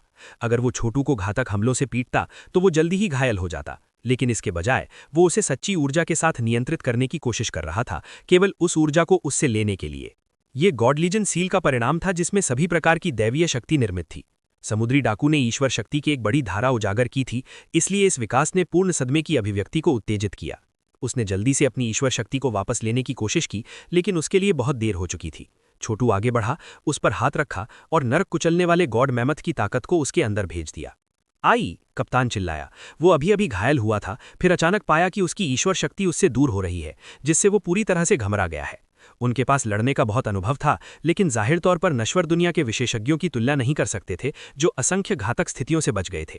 इस वजह से वो संभवतः छोटू के हमले को रोक नहीं सका और केवल एक झटका लगने की उम्मीद में ऊर्जा कला की एक श्रृंखला को उजागर कर सकता था। अफसोस की बात है कि उसकी ईश्वर शक्ति निश्चित रूप से गायब हो गई, जैसे कि वो एक गॉबलवॉक के पेट में प्रवेश कर रही हो। छोटू की सुनहरी रोशनी चमक उठी जब उसने समुद्री डाकू की असली ऊर्जा को अवशोषित कर लिया। छोटू विषाद रूप से मुस्कुराया जब उसने खुद को शुद्ध करने और अपनी शक्ति बढ़ाने के लिए उस ऊर्जा को जलाया। उसे लगा जैसे उसके अंदर कुछ उभरने और मजबूत होने लगा है। उसकी मानसिक शक्ति अभिसरण लग रही थी और ऐसा लग रहा था कि जादुई और प्राकृतिक नियम हैं जो टूटने वाले थे। घड़घड़ाना। उसके चारों ओर की महत्वपूर्ण ऊर्जा ढहने लगी और उसमें से चमकदार सुनहरी रोशनी निकली जो हर दिशा में दर्जनों मीटर तक फैल गई। ये क्या है? कप्तान घबरा कर चिल्लाया। हालांकि इससे पहले कि वो कुछ और कर पाता, सुनहरी रोशनी ने उसे अभिभूत कर दिया, जिससे उसकी त्वचा से एक पल के लिए हरा धुआं उठा, इससे पहले कि वो बस कुछ भी नहीं में गायब हो गया। छोटू के अंदर अपार संभावनाएं थीं। अभी अभी छोटू ने समुद्री डाकू कप्तान की ईश्वर शक्ति पर गॉड लीजन सील का इस्तेमाल किया था, यहां तक कि किंग हेवन ईटर के तालीजों के भक्षण क्षमताओं को भी फेंक दिया था। इस बलिदान ने उसे अपनी पिछली सीमाओं से परे ढकेल दिया था। वो चरम भयानक स्तर पर टूट गया था और उसके भंडार एक औसत शिखर भयानक विशेषज्ञ की तुलना में अधिक सम्मान प्रेरक थे। अब जब वो टूट गया था तो कोई रास्ता नहीं था कि कोई कचरा समुद्री डाकू कप्तान संभवतः उसके लिए एक मैच हो सकता था। इस प्रकार छोटू ने उसे एक चाल में मार डाला। सनसनाहट, सनसनाहट। आकाश में और भी तीर भर गए, लेकिन छोटू संभवतः इस तरह की चीजों की परवाह कैसे कर सकता था। वो अब एक चरम भयानक विशेषज्ञ था, एक अर्ध देवता जिसे केवल अपना हाथ हिलाना था और उड़ते तीरों को रोकने के लिए एक सुनहरी ढाल को बुलाना था। अब जबकि वो अपनी ईश्वर शक्ति को अपने शरीर के बाहर उजागर कर सकता था और अपनी दैवीय क्षमताओं का उपयोग कर सकता था, तो वो अपनी असली ताकत प्रकट कर सकता था। इसके अलावा वो गॉड लीजन सील की सभी क्षमताओं का उपयोग कर सकता था। गॉड लीजन सील पूरी हो गई थी और अब जबकि ये भगवान की दुनिया में है, तो छोटू इसमें ईश्वर शक्ति को फनल कर सकता था और अंत में उन अजीब बाधाओं को तोड़ सकता था जो नश्वर दुनिया में इसके भीतर मौजूद थीं। छोटू के परिवर्तन ये कारण पूरा समुद्र तट सुनहरी रोशनी में नहा गया था और उसके पैरों के नीचे की रेत पिघलने के कगार पर लग रही थी। जाल बिछाओ, उन्होंने कहा, और सुनहरे धागे एक विशाल जाल बनाने के लिए बाहर निकले जो पूरे क्षेत्र को भरने के लिए फैल गए। ये समुद्री डाकुओं पर लंगड़ा और वे बुरी तरह चिल्लाए जब वे मजबूती से स्थिर हो गए। बहुत अच्छे। छोटू हवा में उड़ गया और उसकी पीठ से पवित्र पंखों की एक जोड़ी निकली, जिससे उसे ऊपर से दृश्य का सर्वेक्षण करने और देखने की अनुमति मिल गई। उपलब्ध ईश्वर शक्ति की अनंत मात्रा के कारण गॉड लीजन सील का उपयोग करने से वो अब थका नहीं रहता था। जब तक देवलोक का अस्तित्व था तब तक वो भी रहेगा। ये ऐसा था जैसे उसके पास अनंत मात्रा में ईंधन था, जिससे सुनिश्चित हो गया कि वो कभी सूखेगा नहीं। इसके अलावा उसकी साधना का आधार सामान्य देवताओं की तुलना में अधिक तेजी से काम कर सकता था। अब जब वो टूट गया था तो छोटू जानता था कि वो किसी भी अन्य अर्ध देवता को तबाह कर सकता है, और अब उसे एहसास हुआ कि प्राउड हेवन साधारणतः गॉड लीजन सील के लिए इतनी बुरी तरह से क्यों चाहता था। ये वास्तव में यहाँ देवलोक में एक चीटिंग वस्तु थी जिसने उसे खेती और लड़ाई के मामले में अजेय बना दिया। अब जबकि समुद्री डाकू जाल में फंस गए थे तो छोटू के साथी कवर से बाहर निकले और खुशी से उसे देखने लगे। तुम टूट गए छोटू? मैंने किया। सच कहा जाए तो मैं उसी क्षण टूट सकता था जब हम देवलोक में पहुंचे। प्राउड हेवन के साथ मेरी लड़ाई ने सभी प्रकार के सेज एम्परर ग्रैंड मैजिक के ज्ञान को अनलॉक कर दिया। मैं मूल रूप से इंतजार करने का इरादा कर रहा था, सिवाय इसके समुद्री डाकू कप्तान की शिखर भयानक ईश्वर शक्ति ने एक छेद जला दिया, जिससे मुझे देवलोक के पहले जादुई नियमों में से एक को समझने में मदद मिली। ब्रह्मा ने सिर हिलाया। हाँ, देवलोक में कई नियम है और पहले को तोड़ने से अपार शक्ति मिलेगी। दुर्भाग्य से मेरी साधना के आधार को अभी भी कुछ काम करने की आवश्यकता है, इससे पहले कि मैं एक अर्धदेव बन सकूं। मेरी पिछली चोटें बहुत गंभीर थीं, लेकिन अब हमारे पास एक अच्छा मौका है। जंगल में खेती करने में समय बिताने के बजाय हम इन समुद्री डाकुओं और उनके खजाने को ले सकते हैं। अगर हम ये पता लगा सकें कि उनका आधार कहाँ है, तो हमारे पास खेती के लिए और भी अधिक संसाधन उपलब्ध होंगे। छोटू ने उन समुद्री डाकुओं को आसानी से नष्ट कर दिया जो उस पर हमला कर रहे थे। जहां तक अन्य सभी समुद्री डाकुओं का सवाल है जो उसके जाल में फंस गए थे, उनकी ऊर्जा कला इतनी पावरफुल थी कि वे सभी तुरंत होश खो बैठते। चरम भयानक विशेषज्ञ के रूप में छोटू वास्तव में एक भयप्रेरक व्यक्ति था, जिसमें ऊर्जा कला और दैवीय क्षमताएं इतनी उन्नत थीं कि वो सैकड़ों या हजारों गुना अधिक मजबूत था जो एक ही स्तर के विशेषज्ञ होते थे। संपूर्ण गॉड लीजन सील ने वास्तव में उनकी दैवीय क्षमताओं को मजबूत किया। वास्तव में गॉड लीजन सील की मदद से किसी भी दैवीय वर्ग की ऊर्जा कला का उपयोग घातक की शक्ति से किया जा सकता था। सील की सुनहरी रोशनी छोटू पर आगे पीछे नाच रही थी, उसे इस तरह से फिर से ढाल रही थी जिससे अगर वो केवल नर्क कुचलने वाले गॉड मैमथ और सेज एम्परर ग्रैंड मैजिक की ताकत पर भरोसा करता तो ऐसा नहीं होता। हम अन्य समुद्री डाकुओं के साथ क्या करते हैं? हम उनके साथ क्या करते हैं? चरवाहे ने कहा, उन सभी को मार डालो। वो जानते हैं कि हम नश्वर दुनिया से आते हैं और अगर वे इस बात का प्रचार करते हैं तो हमारा लगातार पीछा किया जाएगा। देवलोक में ये योग्यतम की उत्तरजीविता है। इसके अलावा ऐसा नहीं है कि ये समुद्री डाकू अच्छे लोग हैं। अगर वे मर जाते हैं तो कोई भी उनका शोक नहीं करेगा और वे मेरी ब्लड हेल सोल रिफाइनिंग क्षमता के लिए एकदम परफेक्ट ईंधन होंगे। ठीक है, छोटू ने सिर हिलाया। ये निश्चित रूप से एक आपदा होगी अगर लोगों को हमारे बारे में पता चलता है, और ये समुद्री डाकू हत्यारे और खलनायक हैं जो बिना सोचे समझे निर्दोषों का वध करते हैं। उसने कहा, चरवाहे, आपको ब्लड हेल सोल रिफाइनिंग क्षमता की खेती जारी रखने की आवश्यकता नहीं है। इस तरह की चीजें महत्वपूर्ण नहीं है। गॉड लीजन सील के बिना आप वास्तव में नर्क कुचलने वाले गॉड मैमथ की ताकत की खेती नहीं कर सकते हैं, लेकिन आप निश्चित रूप से मेरे सेज एम्परर ग्रैंड मैजिक के साथ काम कर सकते हैं। आने वाले दिनों में ये नर्क कुचलने वाले गॉड मैमथ की ताकत को पार कर जाएगा। वो सही है, डूम ने कहा। वो ऋषि सम्राट ग्रैंड मैजिक की खेती कर रहा था और जानता था कि ये कितना अविश्वसनीय रूप से अद्भुत था। यहाँ तक कि उसने जो छोटा सा स्वाद अनुभव किया था वो भी छोटू को उसका सम्मान दिलाने के लिए पर्याप्त था। छोटू, ये बहुत अच्छा है कि आपने अपने ऋषि सम्राट ग्रैंड मैजिक को गॉड लीजन सील की शक्ति से भर दिया है। परिणाम आश्चर्यजनक है। हालांकि आपको सावधान रहने की आवश्यकता है, अन्यथा आप साधना विचलन का अनुभव करेंगे। ऐसा नहीं होगा, छोटू ने कहा। कम से कम तब नहीं जब मैं इसे नियंत्रण में रखने के लिए अनस्पॉइल बॉडी का उपयोग करता हूं। किसी भी मामले में हमें कुछ समुद्री डाकुओं को पूछताछ के लिए जिंदा छोड़ने की जरूरत है। सनसनाहट। वो बाहर पहुंचा और समुद्री डाकुओं में से एक सीधे उसकी मुट्ठी में उड़ गया। चरम पर पहुंचना बहुत अच्छा लगता है, भयानक स्तर पर पहुंचना और अंत में अपनी असली ऊर्जा को फिर से उजागर करने में सक्षम होना, उन्होंने सोचा। इस बीच समुद्री डाकू को होश आ गया, जिसके बाद उसके चेहरे पर भय का भाव भर गया। दया, मुझे बख्श दो, हे महान देवताओं, मेरी जान बख्श दो, मुझे मत मारो। संभवतः आपको एहसास है कि हम निचली दुनिया से हैं। मैंने तुम्हारे कप्तान को मार डाला और अब तुम्हारा जीवन मेरे हाथों में है। अब समझ में आया? तो मुझे बताओ, हम कहाँ हैं? विस्तार से समझाइए। मैं बात करूंगा, समुद्री डाकू भड़क उठा। सच में, मैं बात करूंगा। हम लाइटनिंग बोल्ट महाद्वीप पर हैं। लाइटनिंग बोल्ट महाद्वीप? ब्रह्मा ने कहा, मैंने इसके बारे में कभी नहीं सुना। ये कौन सा महासागर जिला है? हम ब्लैकमेयर महासागर में है। ब्लैकमेयर महासागर? ब्रह्मा ने हिलाया। मैंने इसके बारे में भी कभी नहीं सुना है। भगवान की दुनिया मेरे लिए हर छोटी जगह को जानने के लिए बहुत बड़ी है। यहाँ तक कि संप्रभु भगवान भी नहीं जानते थे कि भगवान की दुनिया कितनी बड़ी है। ये लगभग वैसा ही है जैसे ये बिना किसी अंत के चलता रहता है। लेकिन मैं उन मूलभूत कानूनों को जानता हूँ जो इसे नियंत्रित करते हैं। बस मुझसे पूछिए कि आपको जो कुछ भी जानने की जरूरत है। छोटू, आपको इस तरह के समुद्री डाकुओं की जरूरत नहीं है। बस आगे बढ़िए और उसे मार डालिए। नहीं, मुझे मत मारिए, समुद्री डाकू चिल्लाया। क्या आपके पास सम्मान या न्याय की कोई भावना नहीं है? रुको, मैं कुछ भूल गया। हमारे जहाज में एक लूट का गुच्छा है, गुलाम है और यहाँ तक कि महत्वपूर्ण लोगों के कुछ बच्चे भी। ओ, समुद्री डाकू पर कड़ी पकड़ बनाते हुए छोटू हड्डी से तैयार किए गए समुद्री जहाज पर उड़ गया जो प्राव से स्टर्न तक कई किलोमीटर दूर था। एक बार वहां पहुंचकर उसने एक सुनहरी रोशनी का पुल बनाया जो इसे किनारे से जोड़ता है। बाकी सभी लोग उससे मिलने के लिए पुल पर जल्दी से चले गए। ये देखकर समुद्री डाकू की आंखें अविश्वास से चौड़ी हो गई। तुम उड़ सकते हो? तुम अभी अभी चरम भयानक स्तर पर पहुंच गए हो और पहले से ही सभी अन्य विशेषज्ञों से ज्यादा ताकतवर हो। यहां तक कि समुद्री डाकू राजा डेकू भी ऐसा नहीं कर सकता था। बेशक समुद्री डाकू को नहीं पता था कि छोटू गॉड लीजन सील का उपयोग कर रहा था।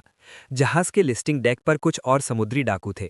जैसे ही उन्होंने छोटू को उड़ते देखा, वे भागने के लिए मुड़े, लेकिन उसने अपनी उंगली लहराई और वे मृत हो गए, जिसमें वो भी शामिल था जिसे उसने समुद्र तट से खींचा था। उठो, छोटू ने कहा। अपना हाथ लहराते हुए उसने एक विशाल बल भेजा जिसने फंसे हुए जहाज को धीरे धीरे गहरे पानी की ओर धकेल दिया।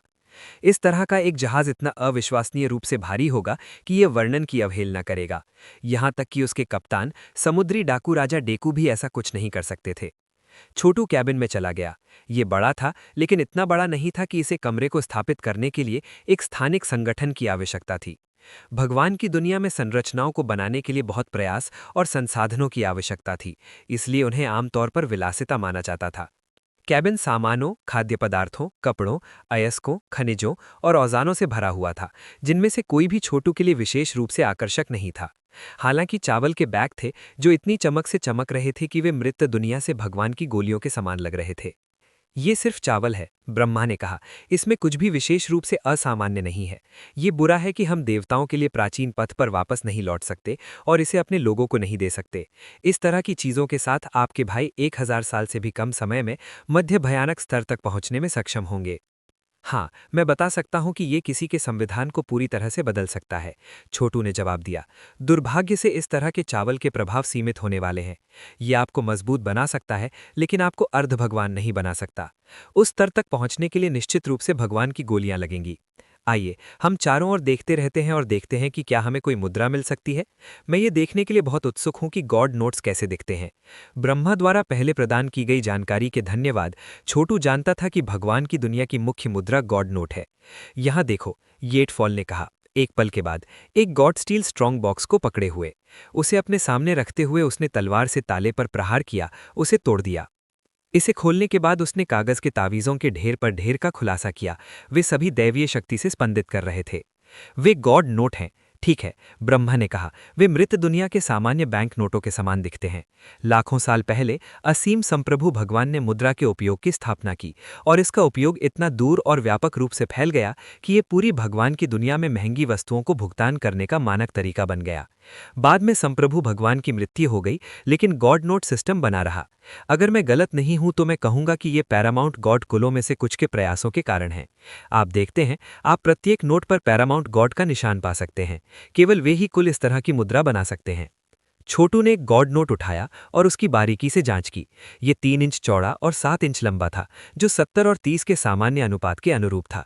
नोट के अंदर कई तावीज़ों को घूमते हुए देखा जा सकता था, और इससे भी ज़्यादा बताने वाली बात यह थी कि यह इतना भारी था कि यह स्पष्ट रूप से कागज़ या कपड़े से नहीं बना था। इसमें कुछ सच्ची ऊर्जा भेजते हुए छोटू ने तुरंत अपनी चेतना के सागर में कई भव्य शक्तियों की छवि देखी, जिनमें से सभी में पैरामाउंट गॉड की आभा थी। ये देखकर गॉड नोट बनाना स्पष्ट रूप से असंभव था। एक गॉड नोट की कीमत कितनी है? छोटू ने पूछा। इस बॉक्स में दर्जनों गॉड नोट होंगे। ये देखते हुए कि इसे बंद किया गया था, ये बहुत मूल्यवान होना चाहिए।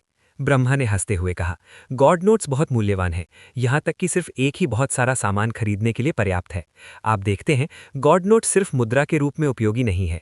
अगर आप उन्हें सच्ची ऊर्जा से फाड़ देते हैं तो ये एक पैरामाउंट गॉड की शक्ति को मुक्त कर देगा, जिसका उपयोग अनगिनत देवताओं को गाय देने के लिए किया जा सकता है। और ये सिर्फ एक चीज़ है जो आप कर सकते हैं। ये कहने के लिए पर्याप्त है कि ये बहुत उपयोगी है। मेरे दिन में एक गॉड नोट एक गॉड पील खरीदने के लिए पर्याप्त होगा, जो एक सामान्य नागरिक को अर्ध भगवान के स्तर तक ले जा सकता है। वास्तव में बहुत मूल्यवान। छोटू ने सिर हिलाया। लगता है कि यहाँ लगभग 20 गॉड नोट हैं। अगर हमें एक ऐसा शहर मिल जाए जहाँ वे गॉड पीलियाँ बेचते हैं, तो हमें आप सभी के कृषि आधारों में सुधार करने में सक्षम होना चाहिए। हमें आप सभी को जल्द से जल्द अर्ध भगवान के स्तर तक ले जाने की जरूरत है। जंगल में फंसे होने पर जंगली जानवरों को खाना ठीक है, लेकिन अंत में उन्हें सभ्यता तक पहुंचने की जरूरत थी। छोटू, येटफॉल ने कहा, देखते हुए कि आपके पास गॉड लीजन सील है, कि आप कुछ गॉड नोटों की नकल या जाली नहीं बना सकते? सील इतनी शक्तिशाली है कि आपको लगता है कि ये ऐसा कर सकता है। इसमें पैरामाउंट गॉड की आभा है, साथ ही उनके प्रति दिखाई गई उनकी वफादारी भी है। मैं भी यही सोच रहा था, छोटू ने कहा। उसने अपना हाथ बढ़ाया और सच्ची ऊर्जा की एक धारा दिखाई दी, जो फिर किसी ऐसी चीज में परिवर्तित हो गई जो गॉड नोट की तरह दिखती थी। हालांकि अंदर से यह स्पष्ट रूप से नकली था। इसे फैलते हुए देखकर छोटू ने अपना सिर हिलाया। क्या गलत है? येडफॉल ने पूछा। क्या ये काम नहीं किया? नहीं, मेरी साधना का आधार अभी तक पर्याप्त मजबूत नहीं है। गॉड नोट्स में जादुई कानून और कई अन्य चीजें हैं जिनका मुझे आगे अध्ययन करने की आवश्यकता है। और इससे भी ज्यादा, पैरामाउंट गॉड की आभा को दोहराना आसान नहीं है। कोई भी इसे उठाते ही नकली बता सकता है। लेकिन एक बार जब मेरी साधना का आधार थोड़ा और आगे बढ़ जाएगा तो मुझे कुछ अच्छी जालसाजी बनाने में सक्षम होना चाहिए। वो आत्मविश्वास से मुस्कुराया। बेशक सभी ने आश्चर्य की सांसें ली। गॉड नोट बनाने का विचार पूरी तरह से स्वर्ग विरोधी था। क्या ये उन्हें भगवान की दुनिया में एक बड़ा लाभ नहीं देगा अगर वे ऐसा कर सकते हैं तो? येटफॉल ने समझा। मुझे समझ में आ गया। अब मुझे समझ में आया कि proud heaven god legion seal क्यों चाहता था। वो अंत में गॉड नोट बनाने में सक्षम हो जाता। ये एक कारण है, छोटू ने कहा। जल्द ही भगवान की दुनिया हमारी होने वाली है। नोट 1। छोटू द्वारा सभी समुद्री डाकुओं को मारने का हिस्सा वास्तव में मेरी ओर से एक अतिरिक्त है। लेखक इस हिस्से पर पूरा ध्यान नहीं दे रहा था और उसने सभी समुद्री डाकुओं को जिंदा छोड़ दिया। हालांकि अगले अध्याय में उन सभी को मृत कहा जाता है। मुझे वास्तव में नहीं लगता कि लेखक का इरादा छोटू को उन सभी को मार देना था, लेकिन कथानक के छिद्र को ठीक करने का ये सबसे आसान तरीका है। गॉड नोट बनाने का सबसे मुश्किल हिस्सा पैरामाउंट गॉड की आभा और इच्छा को नकल करना था। लेकिन पूर्ण गॉड लीजन सील के साथ ये छोटू के लिए संभावना के दायरे से बाहर नहीं था। और जिस दिन वो गॉड नोट बनाने में सक्षम होगा, प्रायः उसके साथ कौन प्रतिस्पर्धा कर सकता है। इसके अलावा वो गॉड नोट बना सकेगा जो वर्तमान संस्करणों से परे होगा।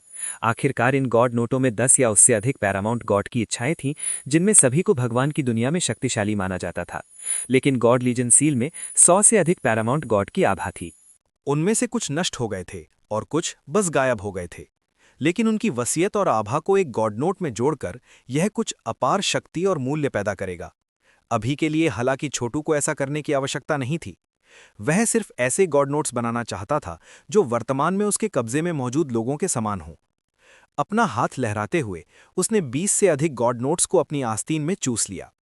फिर उसने जानवरों की खाल के बजाय बाकी सभी के लिए कपड़े ढूंढे। आखिरकार उन्हें जंगलियों की तरह कपड़े पहनाने से केवल अवांछित ध्यान आकर्षित होगा। नए सभी कपड़े बेहद सख्त और टिकाऊ थे, हालांकि शक्तिशाली जादुई खजाने के स्तर पर नहीं थे। यहां तक कि भगवान की दुनिया में गंदगी को भी निचली दुनिया में एक अद्भुत सामग्री माना जाएगा। क्या उस समुद्री डाकू ने कुछ कैदियों के बारे में कुछ उल्लेख नहीं किया था? छोटू ने पूछा। चलो देखते हैं कि वो किस बारे में बात कर रहे थे। उन्हें नीचे होना चाहिए। चारों ओर खोज करने पर उन्हें नीचे डेक की ओर जाने वाली एक छायादार सीढ़ी मिली। मैं कुछ आग लाने जाऊंगा, तलवार 17 ने कहा। कोई जरूरत नहीं है, छोटू ने जवाब दिया। अपना हाथ खोलकर उसने एक जलती हुई आग को बुलाया, जिसने उनके चारों ओर सब कुछ रोशन कर दिया। डेक के नीचे का क्षेत्र वास्तव में एक छोटी सी जेल थी, जिसमें 100 से अधिक दास सलाखों के पीछे बंद थे। उनमें से अधिकांश ने ऐसे कपड़े पहने थे जो कभी असाधारण और शानदार थे, लेकिन अब धागों तक घिस गए थे। वे सभी बेहोश थे। जाहिर है, जब जहाज फंस गया तो उन्हें खटखटाया गया था। उनमें से कुछ मध्यम भयानक विशेषज्ञ थे, दूसरे शब्दों में निरंकुश। जाहिर है, कोई अर्धदेवता नहीं थे। चारों ओर देखने पर छोटू ने देखा कि केंद्रीय सेल में एक युवा महिला थी, जिसे एक कागज के ताबीज से सील कर दिया गया था। शक्ति के प्रवाह से ऐसा लग रहा था कि वह एक अर्धदेवी थी, सिवाय इसके कि उसे एक शक्तिशाली वार्डिंग जादू से रोका गया था। अपना हाथ लहराते हुए छोटू ने जेल क्षेत्र के भीतर से कई ऊर्जाओं को बुलाया और उन्हें एक हमले में परिवर्तित किया, जो उसने कागजी ताबीज पर शुरू किया। एक कड़ाके के साथ ताबीज फट गया और युवती झटके से जाग गई। आंखें खोलते हुए उसने कहा, धिक्कार है तुम समुद्री डाकू राजा डेकू, मैं आप सभी को चीर दूंगा। वह मजबूत है, कयामत ने दूसरों के साथ अजीब नजरों से आदान प्रदान करते हुए कहा। वह एक अर्धभगवान है, समुद्री डाकू राजा डेकू के रूप में उतना ही मजबूत। उसने उसे कैसे पकड़ लिया? खुद को छोटू और अपने साथियों से घिरा हुआ देखकर युवती का जबड़ा नीचे गिर गया। तुम लोग मुझे बचाने के लिए यहां हो? यह सही है, छोटू ने शांत मुस्कान के साथ कहा। हमने समुद्री डाकुओं को मार दिया और आपको पहले ही रिहा कर दिया है। मिस, हमें नहीं पता था कि आप इतने शीर्ष विशेषज्ञ हैं। आप जैसा मजबूत व्यक्ति इन समुद्री डाकुओं का शिकार कैसे बन गया? शापित समुद्री डाकू, उसने कहा। उसकी आंखें हत्या के इरादे से चमक रही थीं। मैं एक व्यापारी जहाज पर समुद्र की ओर जा रहा था जब समुद्री डाकू राजा डेकू ने मुझे पकड़ने के लिए ड्रैगन सीलिंग गॉड तावीज का उपयोग करते हुए हम पर घात लगाया था। मेरे कबीले के जहाज़ों ने पीछा किया, लेकिन इसके बीच में एक तूफान आया और मौजूदा स्थिति का नेतृत्व किया। मेरे उद्धारकर्ताओं, आपका बहुत बहुत धन्यवाद। आप वास्तव में कौन हैं? आप मेरा बहुत आभार मानते हैं। अब कृपया मेरे अधीनस्थों को जगाएं ताकि हम अपने कबीले को मदद के लिए बुला सकें।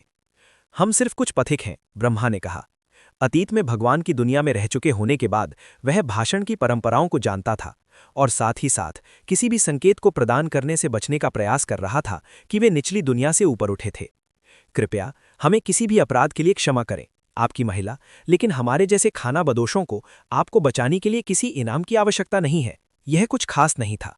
भले ही मैं आपका धन्यवाद करता हूं। मुस्कुराते हुए उसने अपना हाथ दूसरी कोशिकाओं की दिशा में लहराया, जिससे उसके अधीनस्थों पर एक सुगंधित सुगंध फैल गई, जिसने उन्हें तुरंत जगा दिया।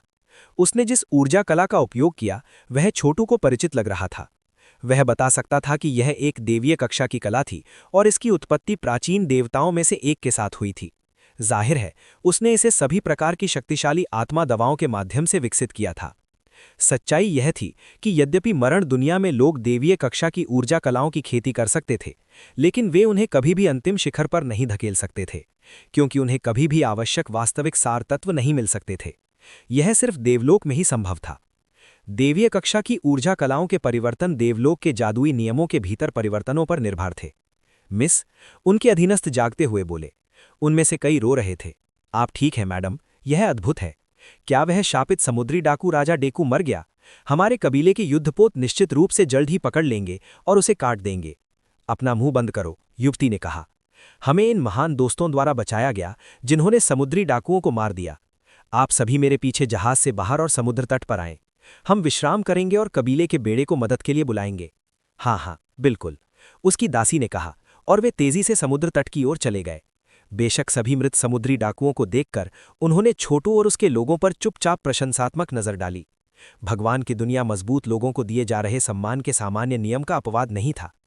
जहां तक युवती का सवाल है, वध के सबूत केवल उसे यह साबित करने के लिए चले गए कि छोटू कितना विषाक्त और निर्दयी हो सकता है, और उसने स्वीकृति के साथ अंदर से सिर हिलाया। बाहर खुले में आते ही उसने एक हैंडहेल्ड फ्लेयर निकाला जो रैटल स्नेक जैसा दिखता था। इसे ऊपर की ओर इशारा करते हुए उसने इसे छोड़ दिया, जिससे ध्वनि की चीखने वाली चीख के साथ बादलों में उड़ने के लिए भेज दिया। संदेश भेजने के बाद वह पीछे मुड़ी और छोटू के साथ अपनी बातचीत फिर से शुरू की। जाहिर है वह बहुत पड़ताल करने वाली थी, क्योंकि उसे पहले से ही एहसास हो गया था कि वह उनका नेता था। मिस, क्या मैं आपका सम्मानित नाम पूछ सकता हूं? छोटू ने पूछा। मैं लाइटनिंग बोल्ट महाद्वीप के वैंग कबीले से हूं। मेरा नाम वैंग जुआन है। उसकी मुस्कान और आत्मविश्वास भरे तरीके से वह एक सक्षम और अनुभवी व्यक्ति लग रही थी। जैसा कि आप जानते हैं, हमारा कबीला महाद्वीप पर सबसे शक्तिशालियों में से एक है। क्या मैं पूछ सकता हूं कि आप किस महाद्वीप से आते हैं? हम 5 चरणों वाले महाद्वीप से आते हैं, ब्रह्मा ने कहा। दुर्भाग्य से हमने वहां के कुलीनों को नाराज कर दिया और हमारे पास जाने के लिए और कोई जगह नहीं थी, इसलिए हम यहां भाग आए। 5 चरणों वाला महाद्वीप, वैंग जुआन ने थोड़ी सी भौहें बनाई। यह परिचित लगता है, लेकिन यह बहुत दूर होना चाहिए। इतनी दूर की सटीक दूरी की गणना करना मुश्किल होगा। आपको यहां तक अपना रास्ता कैसे मिला? ओह, हमने एक पुराने टेलीपोर्टेशन पोर्टल का उपयोग किया। हमारे बाद के कारनामों के लिए हम विवरणों को गोपनीय रखना पसंद करेंगे। वह चीजों को इस तरह से लिखने की पूरी कोशिश कर रहा था जिससे बहुत अधिक संदेह ना हो। आखिरकार यह वैंग जुआन बहुत बुद्धिमान लग रहा था। यदि समुद्री डाकू कप्तान यह निर्धारित करने में सक्षम था कि वे निचली दुनिया से थे, तो वह भी सुराग लेने में सक्षम हो सकती थी। छोटू के अन्य साथी ठीक से यही जानते थे कि ब्रह्मा क्या कर रहे हैं और बातचीत से कुछ सीखने की उम्मीद में अपना मुंह बंद रख रहे थे। यदि और कुछ नहीं, तो वे इस बात के आदी हो रहे थे कि देवलोक के लोग कैसे बोलते हैं और बातचीत करते हैं। यदि सभी अमर दुनिया के पुराने समय के लोग थे जिन्होंने कल्पना करने के लिए लगभग सब कुछ अनुभव किया था, तो उनके लिए गति प्राप्त करना कोई कठिन कार्य नहीं था। अब तक की बातचीत से वे पहले से ही कुछ बुनियादी जानकारी को एक साथ जोड़ सकते थे। लाइटनिंग बोल्ट महाद्वीप स्पष्ट रूप से कई लोगों वाला एक बड़ी जगह थी। एक विशाल महासागर के बीच में एक महाद्वीप के रूप में इसमें कई राज्य या यहां तक कि साम्राज्य भी होंगे, और महाद्वीप पर कुछ देवता भी थे। सबसे अधिक संभावना है कि वैंग कबीले के कुलपति कम से कम एक कम देवता थे, जिसमें मध्यम और निरंकुश सहित कई विषय थे। वैंग जुआन स्पष्ट रूप से वैंग कबीले का एक महत्वपूर्ण युवा था, शायद कोई ऐसा जिसे ईश्वरत्व बनाने और कम देवता बनने का एक महत्वपूर्ण मौका था। देवलोक में यहां तक कि छोटे देवता भी आम लोगों से काफी हद तक हटे हुए थे। यहां तक कि निरंकुश या अर्ध देवता भी उनकी तुलना नहीं कर सकते थे। देवता देवताओं की दुनिया के अंतिम शासक थे, और यह केवल एक कबीले के प्रभारी देवता के साथ ही था कि यह वास्तव में समृद्ध और फल फूल सकता था। और लाइटनिंग बोल्ट महाद्वीप में वैंग कबीले का इतना महत्वपूर्ण होने का एकमात्र तरीका यह था कि उनकी देवता उन पर नजर रखते हों। जहां तक समुद्री डाकू का सवाल है, जिसने उसका अपहरण कर लिया था, वह समुद्री पक्ष की ओर से था, जिसका नेतृत्व एक मोहरी देवता कर रहा था। लेकिन वह समुद्री डाकू केवल एक चोटी के भयानक अर्धदेवता थे। देवलोक में कई अर्धदेवता थे, लेकिन उनमें से सभी कम देवता नहीं बन सकते थे। अब जबकि छोटू को वैंग कबीले और लाइटनिंग बोल्ट महाद्वीप के बारे में पता चल गया था, तो वह पहले से ही अपनी योजना का अगला चरण बनाना शुरू कर रहा था। आखिरकार वह समझ सकता था कि वैंग जुआन उन्हें भर्ती करने के बारे में सोच रहा था। आओ, जैसे ही वे बातचीत कर रहे थे, समुद्र की सतह पर बीगुल की आवाज गूंजी और दूर से एक विशाल वॉरशिप दिखाई दिया। वह शुद्ध सफेद था और पाल की आवश्यकता के बिना पानी के पार चला गया। यह हमारा वैंग कबीले का वॉरशिप बेड़ा है। 3 विशाल वॉरशिप दिखाई दिए, जो सभी समुद्री डाकू जहाज जितने बड़े थे और अपार ऊर्जा के साथ स्पंदित थे, और उन सभी ने झंडे फहराए जो वैंग के चरित्र के साथ कढ़ाई किए गए थे। बेशक यह कोई बंदरगाह नहीं था, इसलिए युद्धपोत किनारे के बहुत करीब नहीं जा सकते थे। रुकने के बाद प्रकाश की रंग बिरंगी किरणें युद्धपोत के डेक से टकराईं, पानी से टकराईं और क्रिस्टल की तरह कठोर पदार्थ में बदल गईं। बाद में जहाज के लोग जमे हुए पानी पर कूद पड़े और पास आ गए। छोटू जो बता सकता था, उससे ये एक दाओवादी तकनीक नहीं थी, बल्कि कुछ अनूठा पदार्थ था जिसे विशेष रूप से पानी को ठोस बनाने के लिए डिज़ाइन किया गया था। फिर भी इसे बर्फ में नहीं बनाया गया था।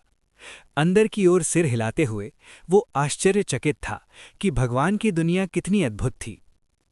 1. वांग एक सामान्य उपनाम है जिसका अर्थ राजा भी है। जुआन का अर्थ है सुंदर, सुंदरी। जुआन मूल रूप से स्पेनिश नाम जुआन के समान ही उच्चारित किया जाता है, एक कठिन जे ध्वनि को छोड़कर। 2. एक पूरी तरह से यादृच्छिक वाक्य है जिसे मैं छोड़ रहा हूं, जिसमें छोटू अनुमान लगाता है कि भगवान की दुनिया एक क्षेत्र नहीं है, सिवाय इसके कि उसे पता नहीं है कि ये किस आकार का है।